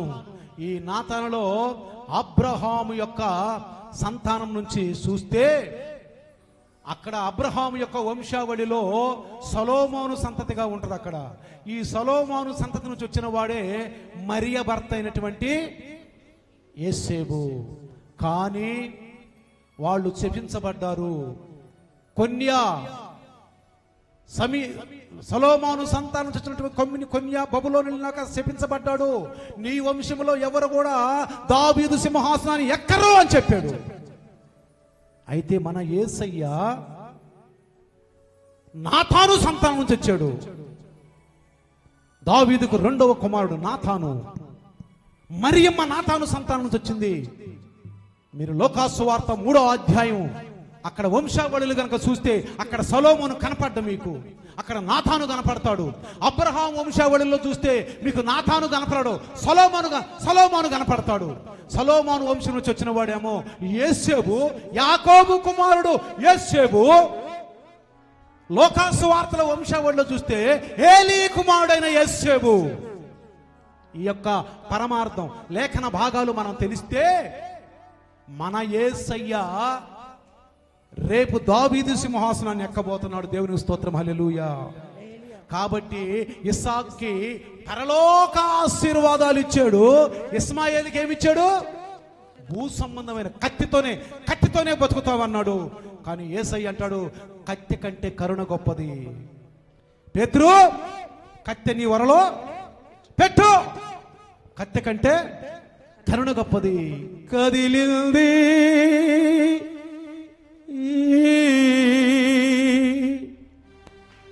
కరుణ రథం,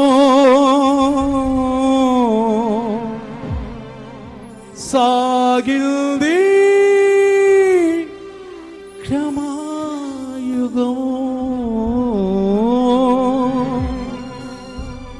మనిషి కొరకు దైవమే కరిగి వెలిగే కాంతి పదం. ఏం కదిలిందంట? కరుణ రథం. పేతురు, కత్తి కంటే కరుణ గొప్పది. ఇచ్కి అంటాడు, సన్హెరీబుకి మాంసము కండ బలం ఉంది, మనకెవరు బలం ఉంది? యెహోవా బలం ఉంది. డబ్బు బలం లేకపోవచ్చు, బ్యాంక్ బ్యాలెన్స్ లేకపోవచ్చు, ఆరోగ్యం లేకపోవచ్చు, పిల్లలు లేకపోవచ్చు, భూములు లేకపోవచ్చు, మనకెవరున్నారు? నా యేసయ్య నాకున్నాడు. దేవుని స్తోత్రం, హల్లెలూయా. కాబట్టి ప్రియులారా, దేవుడు ఇచ్చినటువంటి ఆజ్ఞలు, వాతావరణం చూడండి, 7 ఆశీర్వాదాలు ఇచ్చాడు. ఎవరికి? అబ్రహాముకి. 12వ అధ్యాయము 2వ వచనం ఆది కాండములో 1 నిన్ను గొప్ప జనముగా చేస్తాను, 2 నిన్ను ఆశీర్వదిస్తాను, 3 నీ నామమును గొప్ప చేస్తాను, 4 నీవు ఆశీర్వాదకరముగా ఉందువు, 5 నిన్ను ఆశీర్వదించు వారిని ఆశీర్వదించదను, 6 నిన్ను దూషించిన వారిని శపించదను, 7 భూమి యొక్క సమస్త వంశములో నీ యందు ఆశీర్వదించబడును. అందుకే అబ్రహామా, దేవుడు వచ్చాడు, అబ్రహాం ఈ రోజు నుంచి నీ పేరు అబ్రహాం కాదు, అబ్రహాము, అనేక సంతానం కలుగుతుంది నీకు అన్నాడు. షారా, షారాయ్ నీ పేరు ఈ రోజు నుంచి షారా, షారా, అనేక రాజులకు నువ్వు తల్లిగా ఉంటావు. ఇక వాళ్ళు పొలంలోకి వెళ్ళి ఏమని పిలుచుకుంటున్నారు మధ్యాహ్నం భోజనానికి? షారా అన్న. ఆ షారా ఏమంటుంది? నా యజమానుడైన అబ్రహామా. వీళ్ళకేం పోయే కాలం వచ్చింది, వీళ్ళకి ఏం పోయే కాలం వచ్చింది, పిల్లలు లేరు వీళ్ళకి. ఈయన అనేక జనములకు తండ్రి అవుతాడంట, ఈమె అనేక రాజులకు తల్లి అవుతుందంట. పిచ్చెక్కింది వీళ్ళకి. ఏమెక్కింది? వీళ్ళకి పిచ్చెక్కింది. నిజమేనండి. దేవుడు నశించున్న వారికి సిలువ సువార్త ఏంటంట? ఏంటను? వెర్రితనం. రక్షించబడుతున్న మనకి దేవుని పవర్, దేవుని శక్తి. నశించున్న వాడికి అది వెర్రితనము. అయితే ఆ పొలంలో ఉన్నవాళ్ళు అనుకుంటున్నారు, అబ్రహామా, షారా, ఏమిటి పేర్లు? పేర్లు మార్చబడినవి, పేర్లు మార్చబడినవి. ఊరు మార్చి పేరు మార్చి, ఊరు మార్చి పేరు మార్చి నీ సొత్తుగా చేశావు. ఊరు మార్చి పేరు మార్చి నీ సొత్తుగా నన్ను చేశావు. హల్లెలూయా, హల్లెలూయా, హల్లెలూయా, హల్లెలూయా, హల్లెలూయా, హల్లెలూయా, హల్లెలూయా, హల్లెలూయా, హల్లెలూయా, హల్లెలూయా, హల్లెలూయా, హల్లెలూయా. ఎంత గొప్ప దేవుడు అండి. చాలా మంది వచ్చి అంటున్నారు, నా పేరు దేవుడు ఈ రోజు మార్చాడు, నా పేరు దేవుడు మార్చాడు, నాకు కనపడ్డాడు. మనము చూచుచున్న దేవుణ్ణి చూస్తున్నాం. దేవుని స్తోత్రం, హల్లెలూయా. చూచుచున్న దేవుడు అగరంటుంది, నేను నన్ను చూచుచున్న దేవుణ్ణి నేను చూశాను. నిన్ను చూచుచున్న దేవుని నువ్వు చూస్తున్నావా? దేవునికి స్తోత్రం. నీకు ఆశీర్వాదం అనే బలిపీఠం ఉందా? నీకు ఆశీర్వాదం అనే బలిపీఠము చూడండి. ఆశీర్వాద కొరకే పిలువబడ్డాం. 1 పేతురు 3:9, 1 పేతురు 3:9 చూస్తే నువ్వు ఆశీర్వాద కొరకే పిలవబడ్డావు, పిలవబడ్డావు. ఆశీర్వాదమునకు వారసులవుటకు మీరు పిలువబడితిరి. 1 కొరింథీ 1:9 చూస్తే ఆయన సహవాసానికి మనం పిలువబడ్డాము, సహవాసానికి పిలువబడ్డాము. మన ప్రభువైన యేసుక్రీస్తును తన కుమారుని సహవాసమునకు మిమ్మల్ని పిలిచిన దేవుడు. మీరు ఎందుకు వచ్చారు ఇక్కడికి? ఎవరు సహవాసానికి వచ్చారు? ఎవరికి భయపడి వచ్చారు? దైవదాసుని వాక్యం విని, దైవదాసుల ద్వారా వాక్యం విని, వాక్యం ద్వారా మీ జీవితాలు మార్చుకుని యేసయ్య సహవాసంలో చేర్చబడ్డారు. దేవునికి స్తోత్రం, హల్లెలూయా. అందుకే మత్తయి సువార్త 19వ అధ్యాయము 27వ వచనములో, అయ్యా మేము అన్నీ వదులుకొని అన్నీ విడిచిపెట్టి నిన్ను వెంబడించాము, మాకేం దొరుకుద్దంటే యేసుప్రభు ఏం చెప్పాడు? ప్రపంచ పునర్జన్మనందు మనుష్య కుమారుడు తన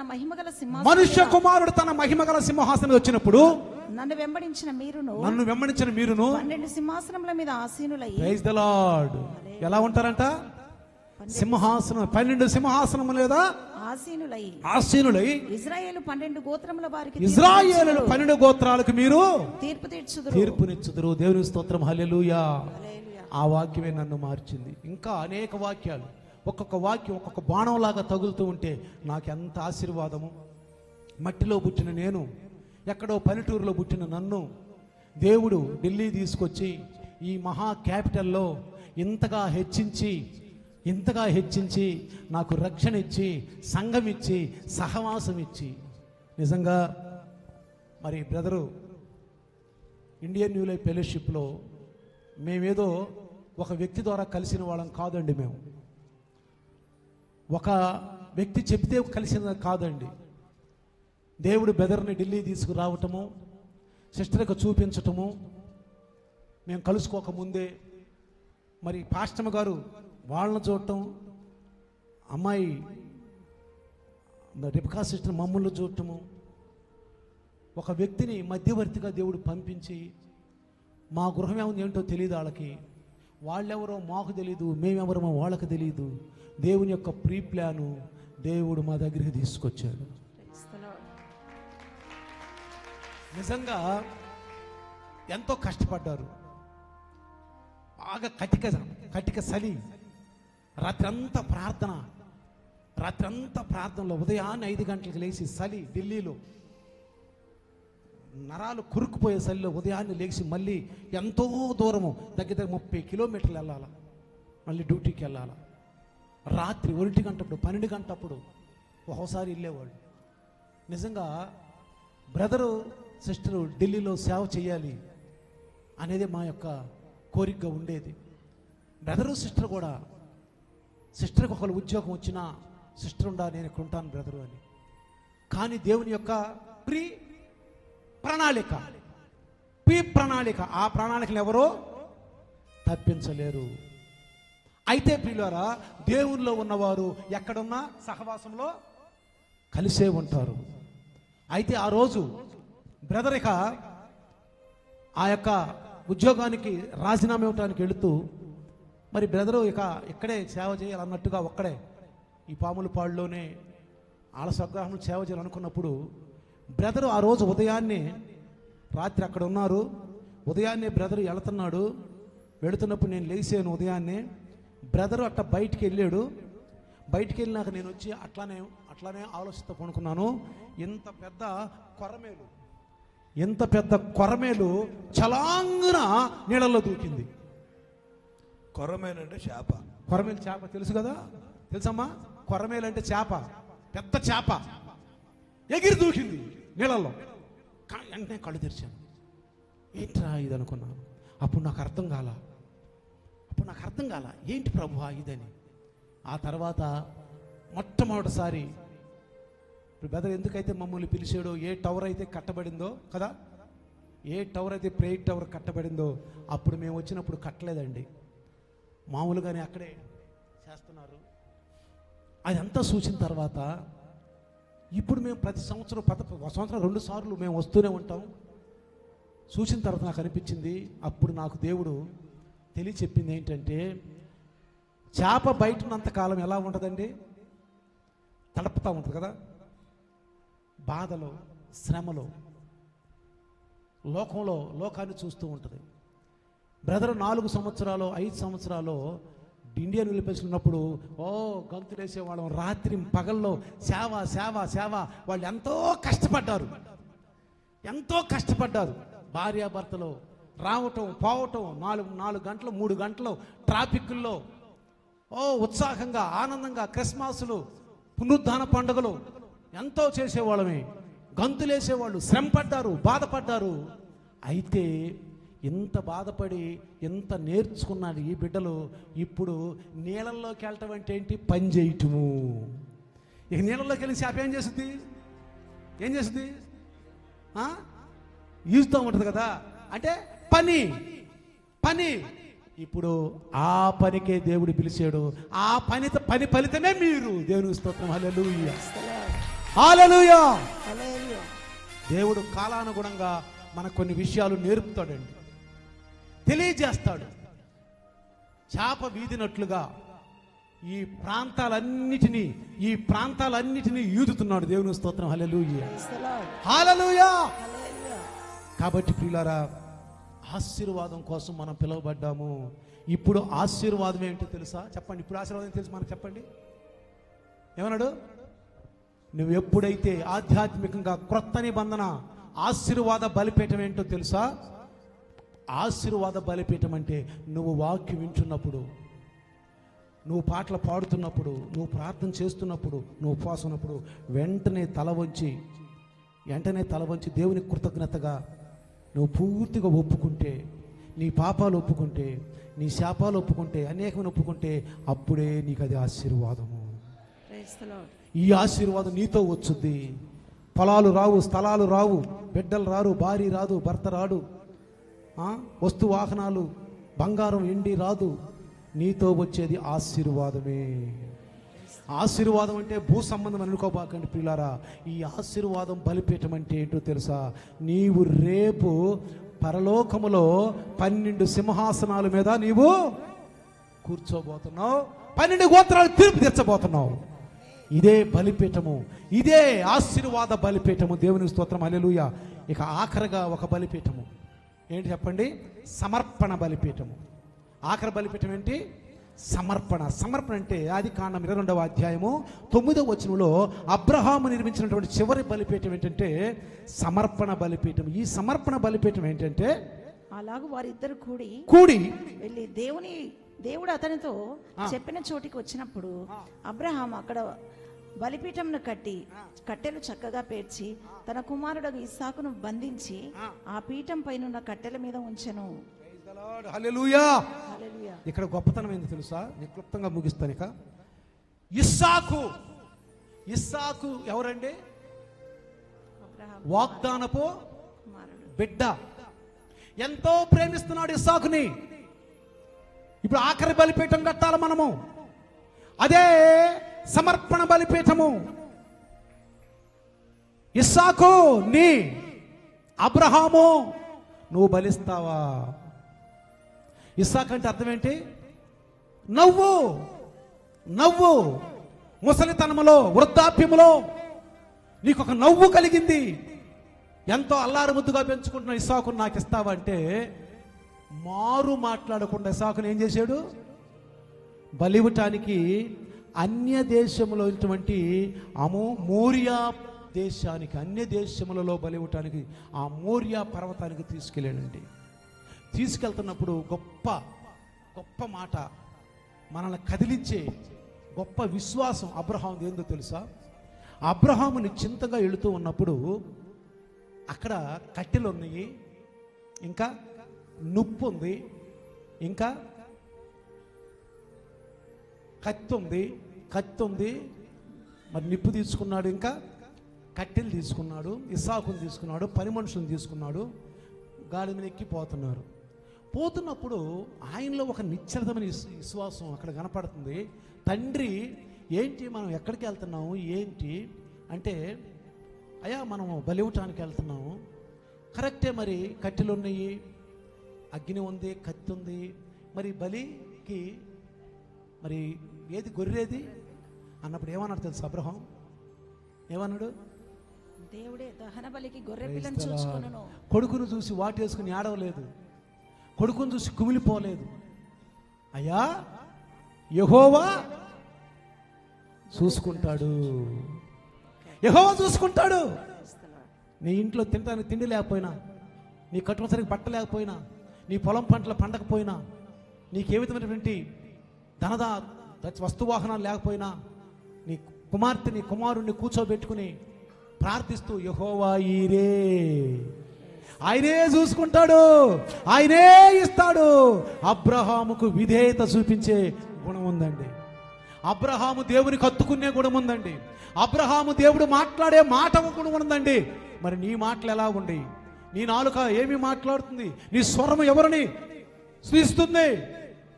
ఎప్పుడు లేదు లేదు లేదు లేదు లేదు లేదు, నాకేమిచ్చాడు దేవుడు, నాకేమిచ్చాడు, ఇన్ని రోజులు మేము చర్చికి వస్తున్నాను, ఇన్ని రోజులు మేము చర్చికి వస్తున్నా, నాకు దేవుడు ఏమి ఇచ్చాడు, ఇంకా అనవసరంగా చర్చికి వెళ్తాం ఎందుకు అని నువ్వు అనుకుంటున్నావా?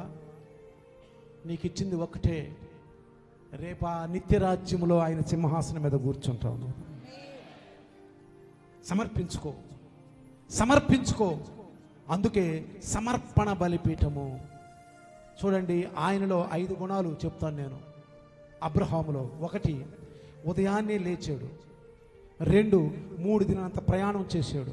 2 3 ప్రేమతో ఇస్సాకును బలిగా ఇవ్వటానికి అంగీకరించాడు. 4 కట్టెలు శ్రద్ధతో పేల్చాడు. 5 వాటిని చక్కగా బలిపీఠంపై అమర్చి ఇస్సాకును పడుకోబెట్టాడు. ఇదంతా చేస్తున్నప్పుడు దేవుడు చూసి ఆ విశ్వాసానికి ఆశ్చర్యపడి ఎప్పుడైతే బలి ఇవ్వటానికి కత్తి ఎత్తాడో వెంటనే ఏమైంది? ఆకాశం నుంచి స్వరము, యెహోవా చేత ఆశీర్వదించబడినవాడా లోపలికి రావా, బయట నిలువనేలా. యెహోవా చేత ఆశీర్వదింపబడినవాడా రావా, బయట నిలువనేలా. ఇస్సాకు, అబ్రహాము, పైనుంచి స్వరం, ఏదో అధికారి స్వరం కాదండి, భార్య అయిన శారా స్వరం కాదు, బంధుమిత్రుల స్వరం కాదు. ఎక్కడి నుంచి వస్తుంది? పరలోకము నుంచి. పరలోకముందున్న మా తండ్రి అని మనం ప్రార్థన చేస్తాం. ఆయన అదుగో తన కుమారుడైన గొర్రె పిల్లగా యొర్దాను నది దగ్గర బాప్తిస్మిచ్చే యోహాను కనపడినటువంటి ఆ గొర్రె పిల్ల ఆ పొదల్లో చిక్కున్నటువంటి దేవుని స్తోత్రం, హల్లెలూయా. ఇప్పుడు సమర్పణ బలిపీఠం అంటే ఏందో తెలుసా?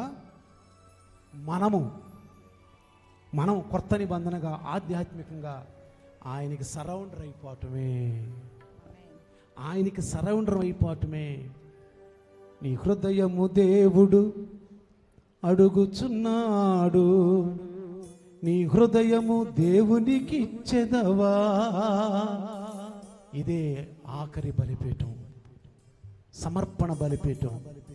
ద్వారము బయట నిలుచున్నాడు, ద్వారము తట్టుచున్నాడు, ద్వారము బయట నిలుచున్నాడు, ద్వారము తట్టుచున్నాడు. నీ హృదయము దేవుడు అడుగుచున్నాడు, నీ హృదయము దేవునికి చెగవా. నీ హృదయాన్ని దేవునికి ఇవ్వటము, నీకు ఇష్టమైంది, నీకు ఆనందమైంది, నీకు ప్రేమించింది, నాకు కావాలి అనుకున్నది దేవునికి ఇస్తావా? నాకు పాటలు అంటే బాగా ఇష్టం, నాకు లోకంలో డ్యాన్స్ చేయడం నాకు బాగా ఇష్టం, నాకు సినిమాలు చూడటం అంటే బాగా ఇష్టం, మందు దాగటం అంటే బాగా ఇష్టం, సిగరెట్లు దాగటం అంటే నాకు బాగా ఇష్టము. ఆ ఇష్టాలన్నిటినీ నాకు కష్టమైన నా ప్రభువుకి ఇచ్చేసేసాను. నా నోటితో ఆయన్ని రక్షకుడిని ఒప్పుకున్నాను, నా ప్రభువుగా అంగీకరించాను. ఇక నుంచి నా ప్రభు, నా యజమానుడు నువ్వే సమర్పించుకున్నాను. అదే క్రొత్త నిబంధనలో సమర్పణ బలిపీఠము. ఒకటే బలిపీఠము, ప్రత్యక్ష బలిపీఠము. క్రొత్త నిబంధన ప్రకారం బైబులు నీకు ప్రత్యక్షమైనప్పుడు చక్కగా చదువుతావు, అదే చూస్తాడు దేవుడు. రెండవది ఏంటి? ప్రార్థనా బలిపీఠం. నువ్వు ప్రార్థిస్తున్నప్పుడు, ఆధ్యాత్మికంగా ప్రార్థిస్తున్నప్పుడు అదే ప్రార్థనా బలిపీఠం దేవుడు చూస్తాడు. మూడోది ఏంటి? ఆశీర్వాద బలిపీఠము. నువ్వు వాక్యం వింటున్నప్పుడు వెంటనే నీ హృదయం నలిగిపోయి దేవుని సన్నిధిలో ఒప్పుకొని పాపాలు విడిచిపెట్టి, అయ్యా ఇక నేను నీ కొరకే ప్రభువా అని సమర్పించుకోవటమే ఆశీర్వాదము. అదే సమర్పణ బలిపీఠము కూడా, అదే సమర్పణ బలిపీఠము. ఇక 5వ బలిపీఠం కట్టించింది ఎవరో తెలుసా? ఇస్సాకు. ఆ ఇస్సాకు ఎవరు? తండ్రి చూపించిన ఆదర్శంతో బలిపీఠం కట్టాడు. దేవునికి స్తోత్రం, హల్లెలూయా. తండ్రి కట్టినటువంటి ఆదర్శ బలిపీఠము. ఆదికాండం 26వ అధ్యాయము 25వ వచనములో ఆదర్శ బలిపీఠము. మొన్న ఒకటి చూసింది సిస్టర్ గారు, నాకు చూపించింది. తండ్రి ఆలయం మెట్లు ఎక్కుతూ ఆలయం మెట్ల మీద అట్లా మోకరించి ప్రార్థన చేస్తే వెనక వైపు కుమారుడు అతను కూడా మోకరించాడు. నువ్వు ఉదయాన్నే లేచి ప్రార్థన చేస్తే నీ బిడ్డ ప్రార్థన చేస్తాడు, నీ భార్య ప్రార్థన చేస్తుంది, నీ భర్త ప్రార్థన చేస్తాడు. నువ్వు ఉదయాన్నే లేచి బైబిల్ చదివితే నీ బిడ్డ బైబిల్ చదువుతాడు, నీ భర్త బైబిల్ చదువుతాడు, నీ భార్య బైబిల్ చదువుద్ది. నువ్వు గనక దేవునికి సమర్పించుకుంటే, పూర్తిగా ఈ లోకం నుంచి వేరైపోతే నీ భార్య నిన్ను చూస్తుంది, నీ భర్త నిన్ను చూస్తాడు. ఓ భర్త, నీకేమి తెలుసు? నువ్వు చెప్పకుండానే నీ ప్రవర్తన వలన నీ భార్య నీ భర్త మారతాడు. ఓ భర్త, నీకేం తెలుసు? నువ్వు చెప్పకుండానే నీ ప్రవర్తన వలన నీ భార్య మారు మనసు పొందుద్ది, నీ పిల్లలు మారు మనసు పొందుతారు. అబ్రహాం కట్టిన ఆదర్శ బలిపీఠము 5వ బలిపీఠము. కాబట్టి మనం ఆదర్శంగా ఉంటున్నావా? మన కుటుంబాలకు ఆదర్శంగా ఉంటున్నావా? మన ఇంటికి ఆదర్శంగా ఉంటున్నావా? మన ఉద్యోగాల్లో ఆదర్శంగా ఉంటున్నావా? మన యొక్క కాలనీలో ఆదర్శంగా ఉంటున్నావా? మన బిడ్డల దగ్గర మనం ఆదర్శంగా ఉంటున్నావా? మన భార్యల దగ్గర ఆదర్శంగా ఉంటున్నావా? మన భర్త దగ్గర ఆదర్శంగా ఉంటున్నావా? సంఘములో నువ్వు ఆశీర్వాదంగా ఉంటున్నావా? సంఘములో నువ్వు ఆదర్శంగా ఉంటున్నావా? లేక ఇతరులకి కష్టం కలిగేటట్లుగా ఉంటున్నావా? అభ్యంతరారా మానవు కానీ ఎవరి వలన అభ్యంతరం వస్తున్న వారితోటికి శ్రమ.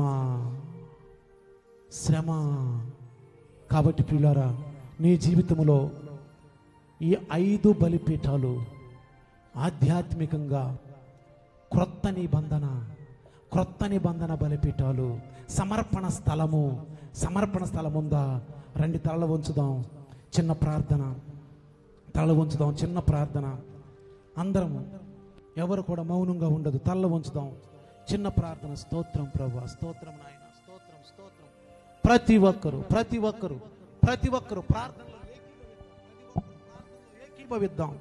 ప్రార్థనలో ఏకీభవిద్దాం. స్తోత్రం. దైవదాసులు వచ్చి ప్రార్థనలు నడిపిస్తారు మనల్ని. దైవదాసులు ప్రార్థనలు నడిపిస్తారు. స్తోత్రం. ప్రార్థనలు నడిపిస్తారు దైవదాసులు. స్తోత్రం. హల్లెలూయా. ప్రైజ్. తీర్మానం చేసుకోండి దేవుని బిడ్డలారా, తీర్మానం చేసుకోండి. అందరు మోకరించి ఒక తీర్మానం చేసుకోండి. ప్రభువా, ఇదిగో నా తండ్రి, ప్రత్యక్షత అనే బలిపీఠం ద్వారా ఈరోజు అందించిన వర్తమానం ద్వారా నాయన బలపరిచావు తండ్రి. వందనాలు. నీ ప్రత్యక్షతలు నాకు కావాలయ్యా. అయ్యా, నీ వాక్యం అని ప్రార్థన. అయ్యా నా తండ్రి, ఇదిగో బలిపీఠం నేను కడతానయ్యా. తీర్మానం చేసుకోండి. ఆశీర్వాదములు, ఆత్మ సంబంధమైన ప్రతి ఆశీర్వాదము పొందుకోవాలి. దేవుని పని చేయాలి. ప్రత్యక్షత, ప్రార్థన బలిపీఠము, ఆశీర్వాద బలిపీఠము.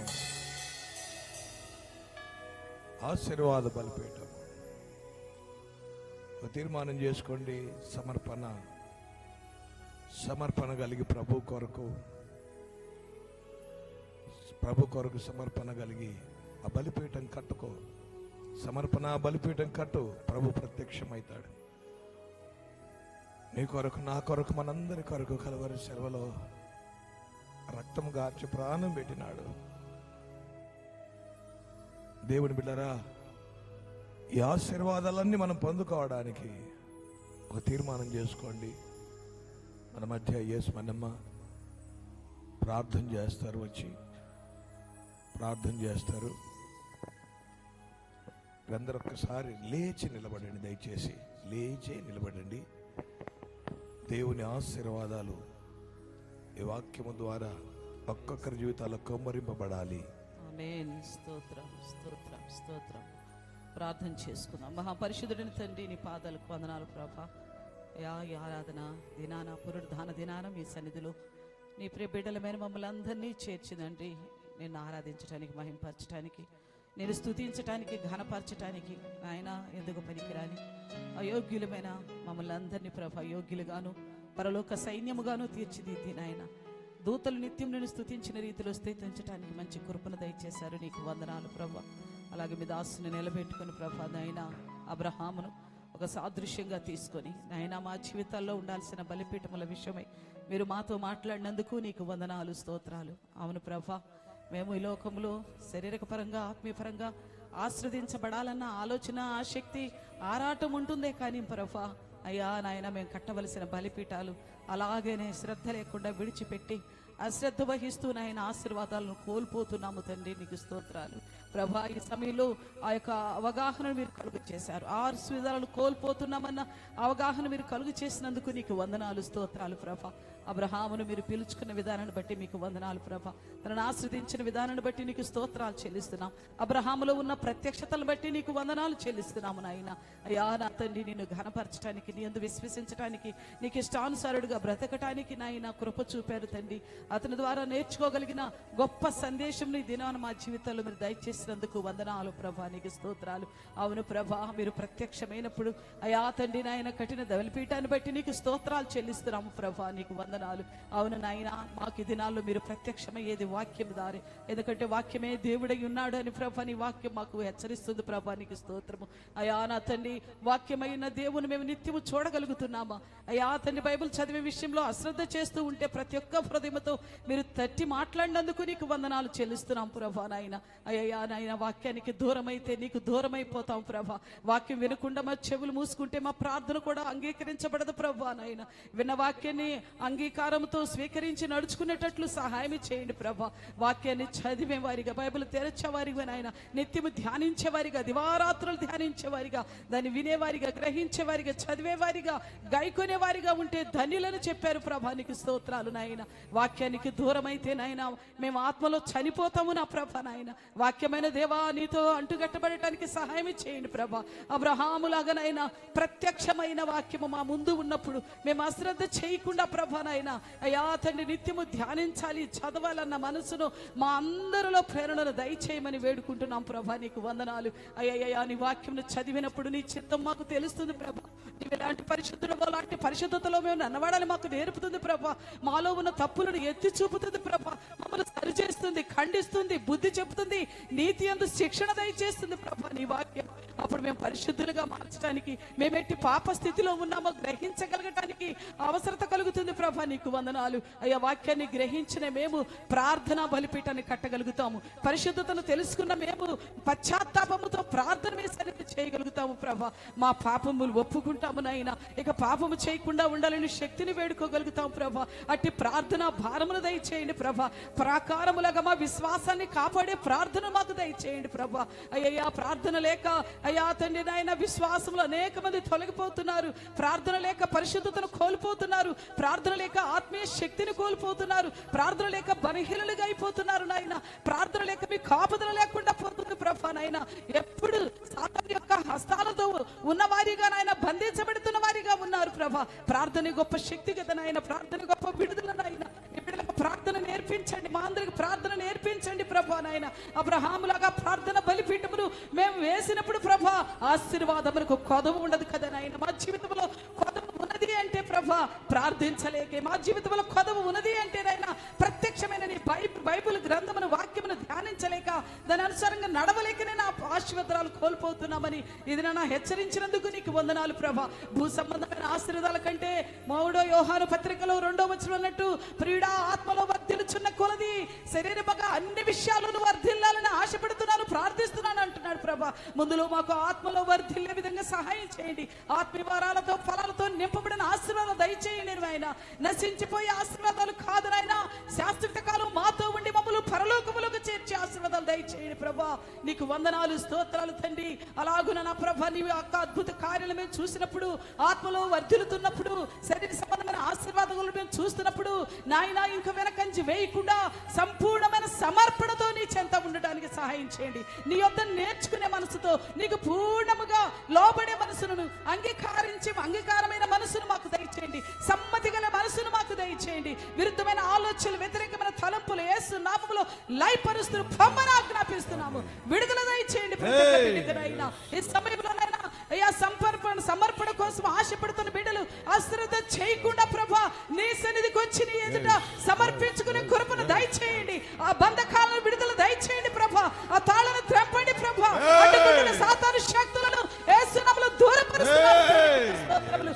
సమర్పించుకుని నీ సహవాసములో సాక్షులుగా అయ్యా నా తండ్రి మా కుటుంబాలకి, మా సమాజానికి, మా సంఘాలకి నాయన మేము మాదిరికరమైన ఇస్సాకు ఎలాగో తండ్రిని చూసి మాదిరికరమైన బలిపీఠమును కట్టాడు అయ్యా ప్రభా, మాదిరికరమైన బ్రతుకులు మాకు దయచేయండి ప్రభా. ప్రభా. ఎంతకాలం ఇంకా నాయన లోక సంబంధమైన అశ్రద్ధతోనూ నైనా లోకానుసారమైన భక్తితోనూ కొంత నీలో కొంత లోకంలో గడుపుతూ ఉంటాం ప్రభా. అయ్యా ఈ సమయంలో నాయన మీరు మాట్లాడిన ప్రతి ఒక్క మాటను బట్టి ఆ బలిపీఠములు స్మరణకు తెచ్చుకుంటూ మా యందు ఉంచవలసిన లక్షణములు గొప్ప శిల్పకారులుగా ప్రభా నీ సత్యాన్ని లోకంలో ప్రకటించి అనేక చెదిరిపోతున్న ఆత్మలు ప్రభు చెంతకు నడిపించే శిల్పకారులుగా తీర్చిదిద్దండి ప్రభా. నీకు స్తోత్రాలు నాయన. అందుకే కదా ప్రభా నీ బిడ్డలు పిలుచుకున్నారు, అందుకే కదా నాయన ప్రత్యేకించారు, అందుకే కదా లోకము నుండి వేరు చేశారు, అందుకే కదా నాయన పాపము నుండి శాపము నుండి నరకము నుండి మరణము నుండి తప్పించారు తండ్రి. నీకు స్తోత్రాలు. కాబట్టి ప్రభా నిర్లక్ష్యం చేయకుండా ప్రతి ఒక్క బిడ్డ సంపూర్ణమైన సమర్పణ కలిగి ఒక సాదృశ్యమైన భక్తి చేసి ప్రేమిస్తున్న కుటుంబాలని, ప్రేమిస్తున్న సమాజానికి, ప్రేమిస్తున్న సంఘానికి ఆర్థికంగా ఉండడానికి సహాయం చేయండి ప్రభా. మా ప్రవర్తనేనైనా, మా మాటలు కాదు మా ప్రవర్తనేనైనా మా చుట్టుపక్కల ఉన్న వారిని ఒక సాదృశ్యముగా నడవడానికి నాయన తోడ్పడుతుంది అంటున్నారు ప్రభా. కాబట్టి నాయన అట్టి మాదిరికరమైన జీవితం దయచేయండి. క్రీస్తు ప్రభులు కూడా మా కొరకు నాయన శ్రమపడి సిలువను సహించి తండ్రికి విధేయుడై తన అడుగు చాడలను నడుచుకోవాలని మాకు మాదిరిగా ఉంచిపోయాలని సెలవిస్తుంది ప్రభా. అట్టి మాదిరికరమైన జీవితమును, భక్తిని, బైబిల్ ధ్యానమును, ప్రార్థనా శక్తిని, ఆశీర్వాదములు పొందుకునే కృపను, అలాగనైనా సమర్పణ జీవితమును, మాదిరికరమైన జీవితము ప్రతి ఒక్క బిడ్డకు దయచేయండి. తద్వారా సంఘం ఇంకా నూరంతలుగా ఫలించినట్లుగా సంఘము ఎదుట పాతాళ లోక ద్వారములు నిలువ నేరము ప్రతి సాతానుడు పారిపోయినట్లుగా సహాయం చేయండి ప్రభా. సాతాను బంధకాల నుంచి బిడ్డలకు విడుదల చేయండి ప్రభా. సాతాను ఏ ఒక్కరు హృదయంలో పని చేయకుండా, అవిధేయత పని చేయకుండా పారిపోయినట్లుగా సహాయం చేయండి. సంఘము అయ్యా పాత నిబంధన కాలంలో బలిపీఠం అంటే సంఘమే, కొత్త నిబంధన కాలంలో సమర్పణ స్థలం అన్నారు ప్రభా. నీకు స్తోత్రము. సంఘము ద్వారా మాట్లాడతారు, సంఘము ద్వారా ఆదరిస్తారు, సంఘము ద్వారా సరి చేస్తారు, సంఘము ద్వారా ప్రేమిస్తారు, సంఘం ద్వారా మీరు ఏమై ఉన్నారో తెలియపరుచుకుంటున్నారు. సంఘము వేరు వేరు కాదు ప్రభా. సంఘము నాయన మీరై ఉన్నారు, మీరు సరస్సు అయి ఉన్నారు, మేము అభిమానం విన్నామా ప్రభా. నీకు స్తోత్రాలు. అందరము తోడ్పడి నశించుతున్న ఆత్మల కోసం ప్రయాసపడే భారములు దయచేయమని వేడుకుంటున్నాం ప్రభా. నాయన విత్తబడిన వాక్యం ద్వారా ప్రతి ఒక్కరు హృదయంలో 5 బలిపీఠములు కట్టబడి సాతాను పారద్రోలబడి మీరు సంతృష్టి చెంది నాయన ఆత్మీయ వరాలను, ఫలాలను బిడ్డలకు దయచేయమని ఈ మధ్యాహ్న కాలం విత్తబడిన వాక్యము మా అందరి హృదయంలో నూరంతలుగా ఫలించినట్లుగా కృప చూపమని యేసుక్రీస్తు అతి పరిశుద్ధ నామములో అడిగి వేడుకొని ప్రార్థిస్తున్నాము ప్రియ పరలోకపు తండ్రి. ఆమేన్.